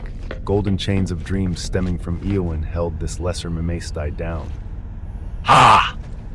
With another bellow, the Atlatl in Athena's hand spun with a heavy propulsive force, the chest and body of the lesser Maimaistai becoming shredded as the light of Lut covered it entirely. It was the first time another lesser Maimaistai fell from the hands of those other than Noah, and before the eyes of Athena and Eowyn. The weavings of Lut, thank you for aiding in the analysis of the lesser Maimaistai, Ishtar. You have attained 3x quintessential fruits of existence. The analysis of the weavings of the eradicated target has reached 100 cent. The existential illusory weaving V3, lesser Maimaistar, will now be called out to work under the banner of the extremity of Lut. Chapter 2942. Dominium of 4. These prompts rose before the eyes of Athena and Eowyn as they only held question marks, and they weren't able to see the scene of a golden illusory hologram rising from the lesser Maimaistai they had just killed, a new invisible assassin being born to add to the ranks of a deadly army under the extremity of Lut. But seeing the changing tide of the battle, they focused and moved to reinforce others. The weavings of Noah's extremes through them only became prominent as it was clear that from now on, the challenge of the lesser Maimaistai would become an inevitability for them to handle. All that waited on the opposite side was the allure of Lut, with this challenge from the Codex of Extremity for the second day of Mor's Apocalypsis being considered a win for the infinite hyperversal haven once more. And yet, even as the lesser Maimaistais became oppressed with the battle dropping in their favor, their eyes remained shining brightly as they continued to collect information.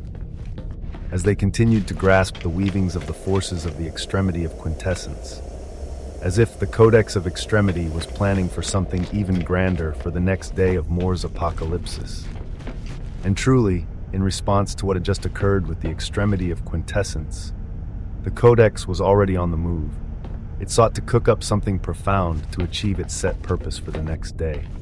So even though the second day had just begun, and its forces were already done for it began to move and prepare for tomorrow right away. And this would have shocking implications for certain entities. In the Archeos Vitalis Pylos, Archon Basilius Alabalum rose up on a bed, shimmering with soft white clouds as he stretched with contentment. Multiple figures of dazzlingly beautiful Basilius being visible on this bed, breathing out with exhaustion. His gaze was cold and calculating as his bare body was laid plain for all to see, his chest showing intriguingly intricate runic weavings as he floated from the bed and towards a crystal table holding a mountain of fruits of existence. This was his glorious life, constant elevation and strengthening over eons, and being able to put his hands on any entity he found to his liking. Who would ever tire of such an existence? Especially for someone of his caliber who held shocking aspirations. What could... His thoughts came to a halt as his hand that was reaching out to one of the few hundred fruits on the crystal table touched nothing but air. The dazzling fruits of existence here, instantly fading away with an eruption of white light. His gaze of contentment instantly faded, as an instant later, he bellowed out in shock and anger. What? Boom! The reality around him cracked and distorted, as even the figures on the bed behind him shrieked, their bare bodies thrown back from the pressure as white gold blood leaked from their lips. They shuddered as it felt like the very soul dominium of the Archon Basilius Alabalum was pressing down on everything, and they may very well die from it if it continued just for another second. The visage of the Archon Basilius al-Abalam was currently aflame with rage as the hundreds of fruits of existence before him disappeared, and he felt thousands more within his reserves begin to leak out one after another in a non-stop fashion. Such a development was an obscene one, with all of Archaeos Vitalis Pylos beginning to tremble as the dominium of al-Abalam spread out all around. It observed the grand appearance and flaring out of an illusory codex of extremity in the space above the Archaeos Vitalis Pylos, and it even sought to press down below to see what exactly was happening within the Vitalis and vacuous hyperversal domains. Because the second day of Moore's apocalypsis had just begun, and the codex was already taking even more resources in order to complete its task. This made al-Abalam want to bellow out towards it. What the hell would need this much of his resources to accomplish? What the hell was happening down there that even at this moment, al-Abalam shockingly counted that 33% of his remaining reserves of fruits of existence were just taken away? This was his question, but there were no answers. His eyes blazed with immeasurable flames of anger as at this moment, his sole dominium remained oppressively in the surroundings as all entities quaked from it. In a corner of the Archaeos Vitalis Pylos, Basilius Anain could also be seen with a stern expression, gazing unblinkingly at the bright manifestation of the Codex of Extremity as in her heart boundless intent surged. All of this was due to a single being, a being they all knew of by name and distinction, as at this moment they wondered what exactly he was doing down there to cause all of this. And what was the Extremity of Quintessence currently doing?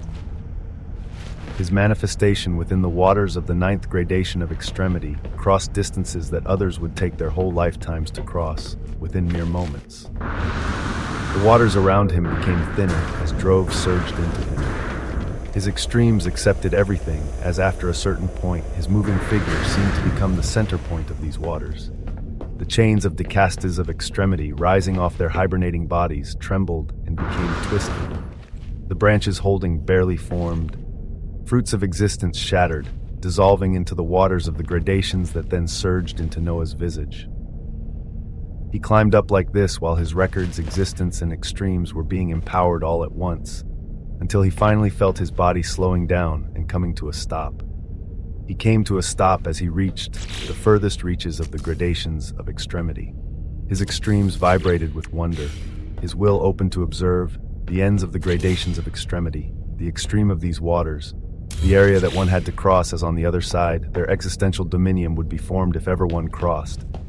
At such a place, Noah uttered out with defiance, "Extremity. Whom? The Extremity of Extremity is coming to fruition." A dazzling prompt arose, and brilliance followed. Chapter 2943, Dominium 5. Tendrils of branches holding up fruits of existence shattered. Half-formed fruits of existence became ground to dust.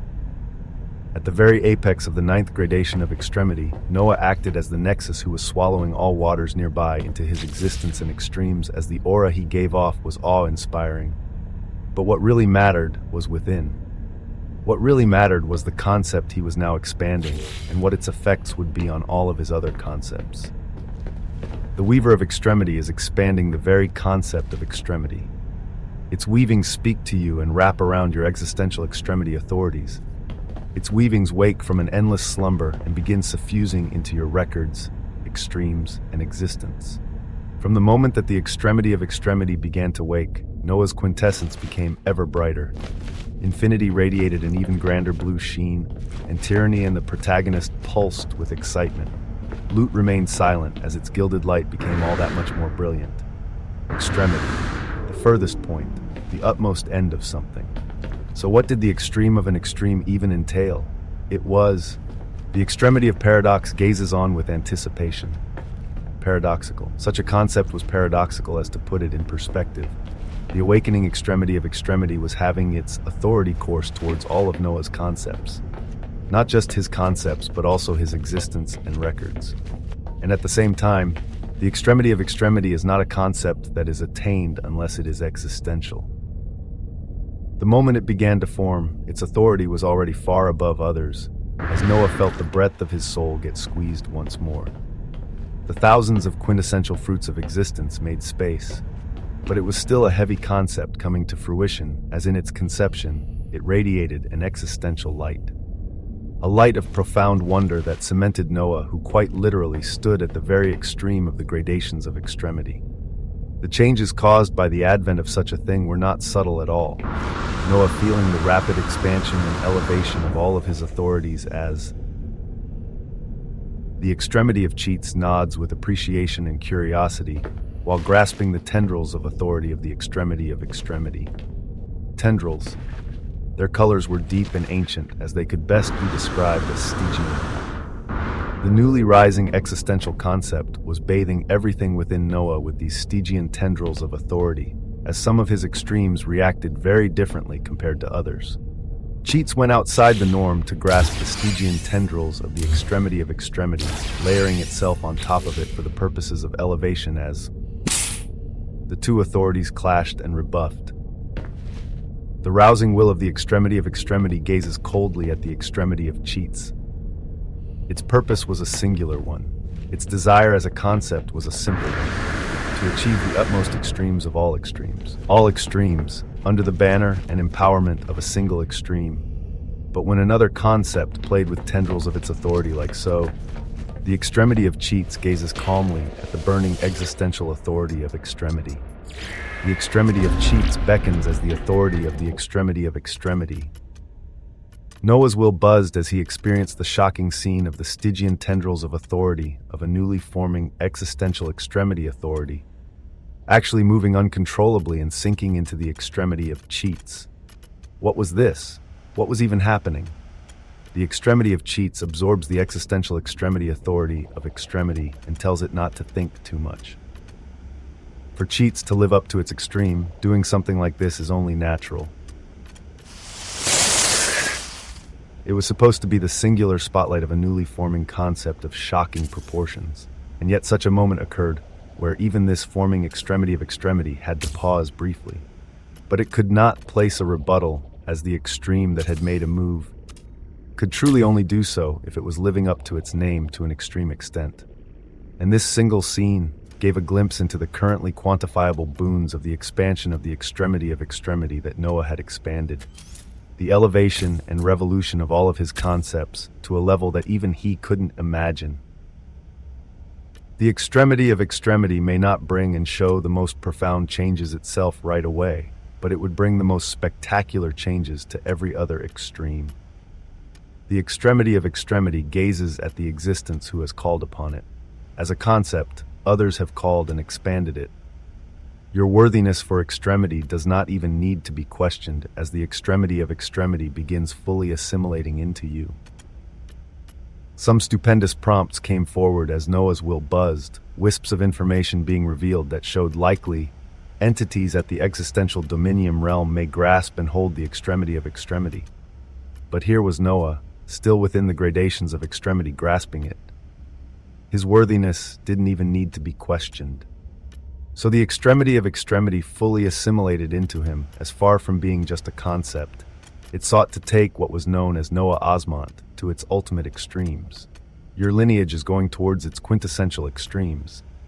Your lineage rushes ever faster to become existential. Your aspects of existence are going towards their quintessential extremes. Your aspects of existence attain quintessential stability as they head towards becoming existential. Your records are being imposed in the light of utmost extremes. The weight of your records becomes even more unfathomable. Your fable continues to be one of unsurpassable brilliance. Stygian flows of brilliance coursed all around him as Noah felt the false sensation of being the nexus of everything around him. False, and yet also true, as it was a paradoxical sensation.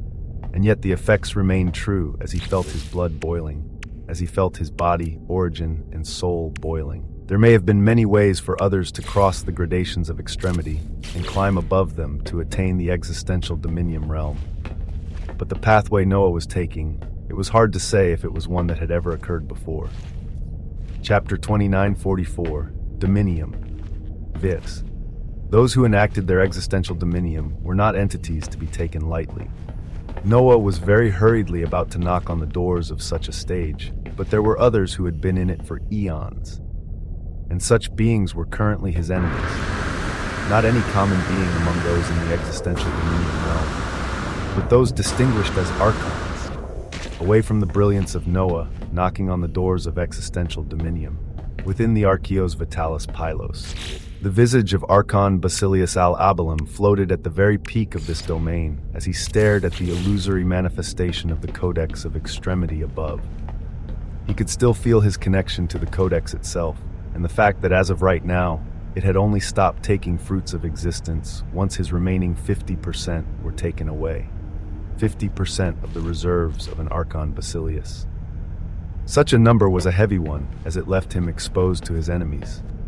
And Al-Abalim did not have a few enemies. The fruits of existence were akin to garments that stood around him protectively, a weapon of caution against his enemies, as one could do many things with the sudden eruption and usage of fruits of existence. To be left with his reserves so low, Al-Abalim felt like he was lying naked in a field that could have enemies swirling by at any moment. This couldn't be allowed to continue. The first time it occurred, it could be attributed to an unexpected change that the Codex had to react to. But this second time, the reduction of his reserves of 50% of fruits of existence, if the Archon Basilius sat still after all of this, he would not be Al-Abalim. The other option would be for him to sit and wait passively to see what result the Codex would produce with its recent actions. But what if that result was similar to what had just occurred twice before? How many of his fruits of existence would be left then? No. Archon Basilius al-Abalim was not a passive being. With such a thought, his figure was wrapped by a blazing transparent light as he instantly disappeared. He shuttled across the weavings of records and existence, as within an instant, he crossed into a tenebrous domain where he felt the other blazing soul dominium that shone brightest apart from him. When the raging existential extremity authorities cleared, the figure of Al-Abalim bathed in white light was gazing at the figure of none other than Ignatius. Billowing darkness wrapped around him, as his expression was also sour, the other entity who was under the same situation as him. Al-Abalim appeared before Ignatius as he spoke with a calm gaze. We seem to have come across a paradoxical seed that even the Codex of Extremity, unleashing Moore's apocalypsis, is having a hard time clearing away. His words were uttered calmly, even though they held immense gravity. Archon Basilius Ignatius nodded back with a sharp gaze, while Al-Abalim placed his hands behind his back and continued. We must take a step back and react to our best interests in this situation. If it unfolds as is, the worst-case scenario is one that is neither favorable for me nor you. I propose we stop abiding by the existential absolute restrictions of these domains of ours. I propose our descent to clear out everything ourselves before this progresses into an even worse issue.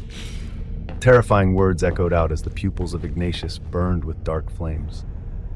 His expression was filled with doubt as he replied cautiously. The restrictions make way for us to harvest the fruits of existence the way we have been harvesting.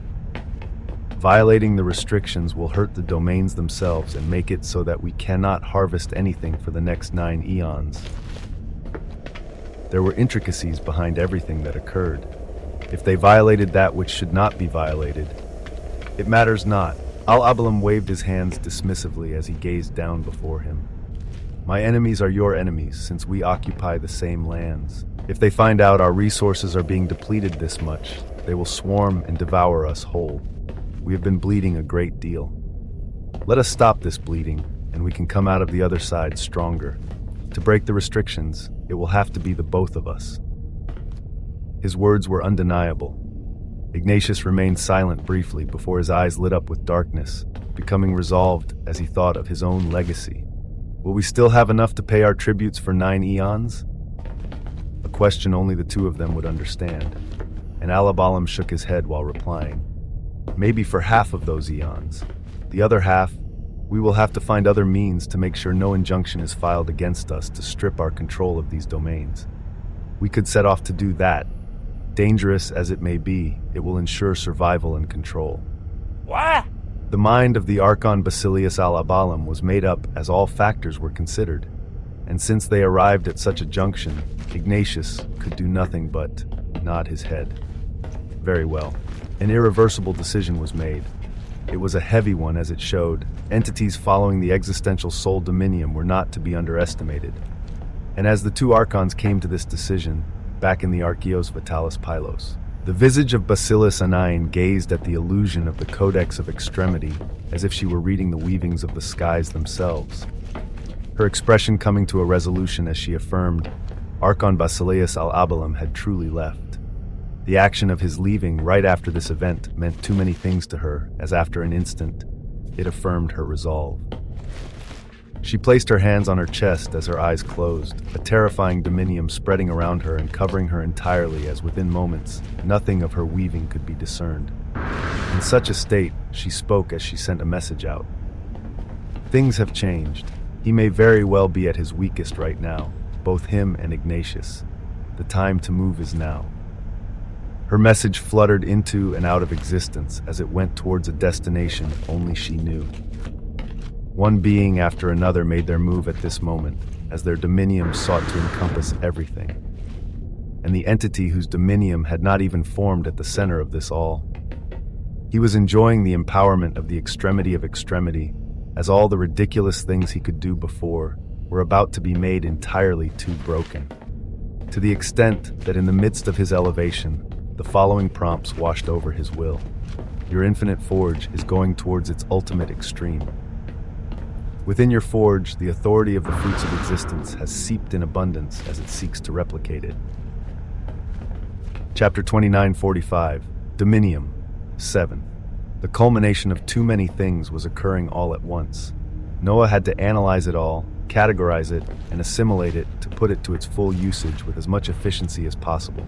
At this moment, within the aspect of his soul that was acclimating to the apex of the 9th gradation of extremity, there was his infinite forge. It sought to do something as grand as replicating the fruits of existence to be produced within the forge. But when it came to this, the dazzling light that the forge was accumulating fizzled. The action of generating fruits of existence is one that legacies have theorized and arduously forged pathways of over the eons. Existential domains have been one of the main methodologies to produce fruits of existence, and something that is not existential can't produce a fruit of existence. The Weaver of Extremity received waves of information regarding the shocking task he wanted to undertake. Legacies had to reside over existential domains like Vitalis and Vacuous just to extract fruits of existence over the years through these existential authorities. Another methodology unique to Noah was his own concept devouring the authority stemming from the fruits of existence and elevating it. This was the task of loot. But to this day, neither Noah nor the infinite hyperversal haven had managed to produce their own fruit of existence. For the infinite forge to do so, the first task already had its clue laid out bare. Something that was not existential could not produce the fruits of existence. So he had to attain an existential soul dominium first, and an existential origin dominium as he wanted to give his havens and extremity vein a chance for their own wonders, and an existential body dominium as he wanted his visage to be impenetrable. These were the aspirations of the extremity of quintessence as he stood at the very peak of the gradations of extremity, his eyes already seeking to gaze at something far above it, the existential dominium realm. Normally, an existence would bathe an aspect of the existence with an existential extremity authority, gradually refining the chosen aspect towards becoming existential itself. The existential extremity forms a bridge between that which is existential and not, and once such a connection is established as one, the first steps into the existential dominium realm can be achieved. Your aspects of existence were bathed with the light of quintessence and multiple other existential extremity authorities. But the greatest benefactor of their rise towards the existential level was the unsurpassably pure authority of the fruits of existence. The means of achieving existential dominium realm were shown as for others. They had to have a truly compelling existential extremity authority in order to form an existential bridge from their concept to an aspect of their existence. If this existential bridge formed was stable enough, a transference would occur as those on opposite ends of this bridge would resonate, and one's existence would begin forming their own dominium that would be influenced heavily by their concept that guided everything there. This was the purpose of extremity, a pathway, a literal bridge towards existential. And yet Noah skipped around and did things his own way, where even before forming an existential bridge, not just one, but all three of his aspects of existence were pristinely close to the existential level. And as the extremity of extremity surged with countless Stygian tendrils of authority across him, his existence began to tremble. He knew something grand would soon be taking place, but at such a moment, his existence suddenly felt a sense of suffocation, as if something or someone was pressing down against him on all sides. This feeling of suffocation was a very early warning of his own existence, a warning of something he did not yet know, but it was enough that even his extremes began to buzz. Quintessence observes an obscure weaving in the near future. Infinity senses the possible imposition of limits to its endless seas. Tyranny rages at an uncertain sense of oppression. His extremes began to buzz as Noah was about to activate existential proofreader to see if his unrecorded fable would be visible even with this sense of danger. But all of a sudden, the extremity of Cheats rises its head with scrutiny at the unknown warning and danger. The extremity of Cheats states that one simply needs to grow powerful enough in the time period before the danger arrives in order to weather through it. The extremity of Cheats that had grasped and taken in the existential extremity authority of extremity began to move earnestly, and this was something more terrifying than many could even fathom. The extremity of Cheats pulls upon all extremes under the banner of the Weaver of Extremity. Tens of millions of existential extremity rune scriptures seethed with maddened fervor. Cheats pulled upon the authorities of all of Noah's extremes, whether they were existential or not. The extremity of Cheats knows that whatever danger that is coming towards the vitalis and vacuous hyperversal domains. If these domains cease to exist, what can they come down to? A bold and heavy assertion was thrown out as the extremity of Cheats directs all of the extremes under the Weaver of Extremity to accomplish its extreme. The analysis of the supernal haven of Helios has been pushed to 100%. The entire haven will now begin its assimilation into the infinite hyperversal haven. Wah! The two dungeon monoliths stretched it across this haven pulsed and underwent a dungeon break simultaneously. And all of the supernal haven of Helios began to tremble as its very existence began to be devoured. But Cheats was just getting started. Existential analytical looter is being applied to all nether and supernal havens of Vitalis. The analysis and construction of the existential automatons is being increased quintessentially. The analysis of the quintessential fruit of existence is being increased quintessentially. Immeasurable authority courses through Cheats as it states the formation of the existential bridge can now begin. Chapter 2946, Dominium. A concept was going utterly wild. Just what extreme was it trying to embody? For it to grasp the authorities of all extremes through it, for it to control things as it was doing so now. Some would question and ask how any of it would be possible, and this concept may just simply tell them to look at its intent, to look at its extreme. It was simply Cheats. And just how could one correctly and sufficiently define the utmost extreme of Cheats, and what it could do or not do? It blazed with quintessence to the extent that one may even mistake the colorless brilliance emanating from it currently. But through it, quintessence shone ever brighter. So through the ushering of a concept whose extreme couldn't be clearly defined, a wondrous scene bloomed at the very apex of the 9th gradation of extremity. With Noah's body as the start, the beginnings of an ancient-looking bridge filled with all sorts of colors began. One slab after another was built as it was filled with existential extremity authorities, and it was enacted from the waters and going towards the impenetrable barrier and what lay beyond it.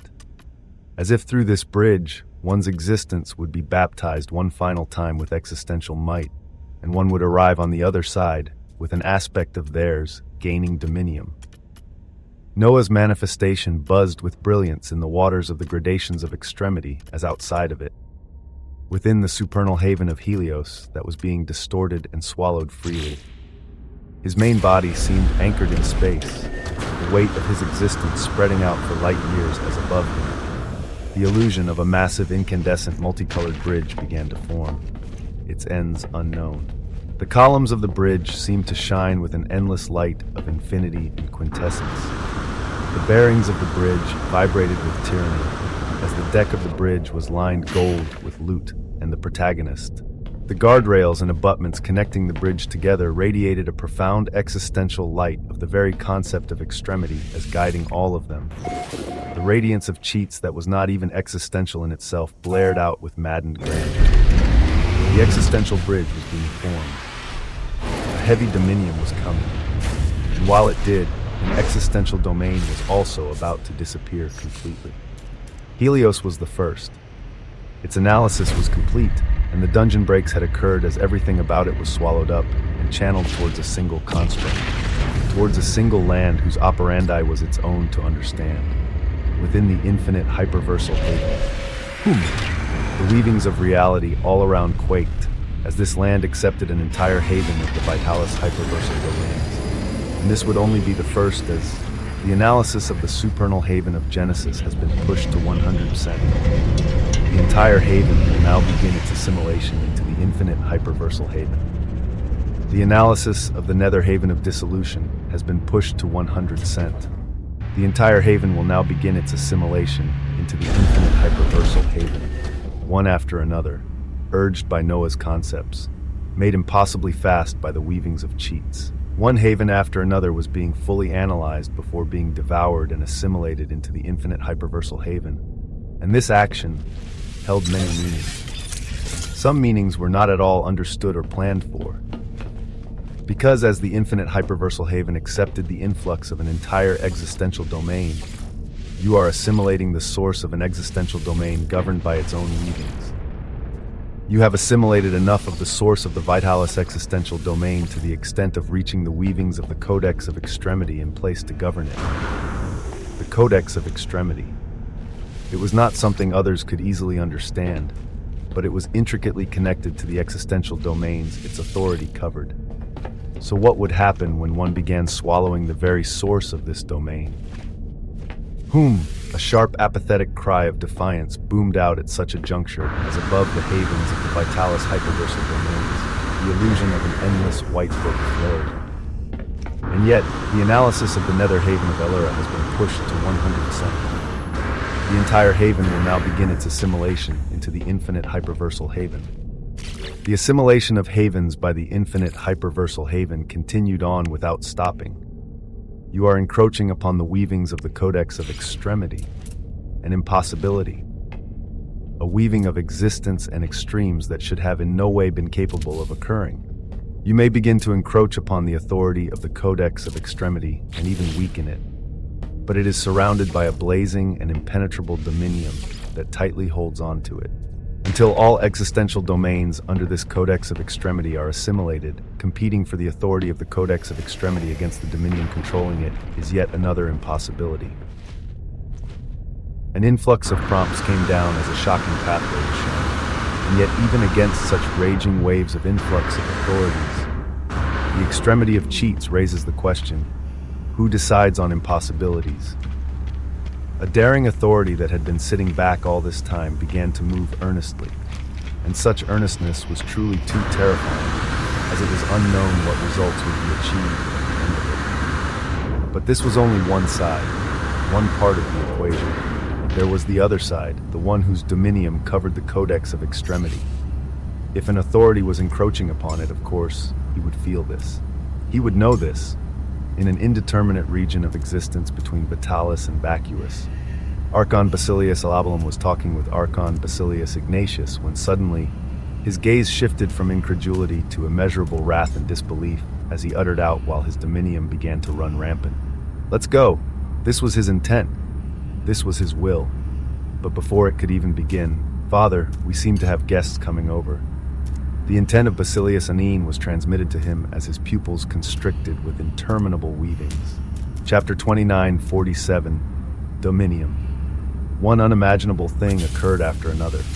Archon Basilius Alabalum impossibly felt the foreign authority actually encroached upon his Codex of Extremity, and the way it did so was enough to cause one to pause. not a direct opposition to his authority over it, but it was an encroachment beginning from the very existential domain itself that the Codex was connected to. Once more, the culprit was none other than the corrupted seed, Noah Osmond.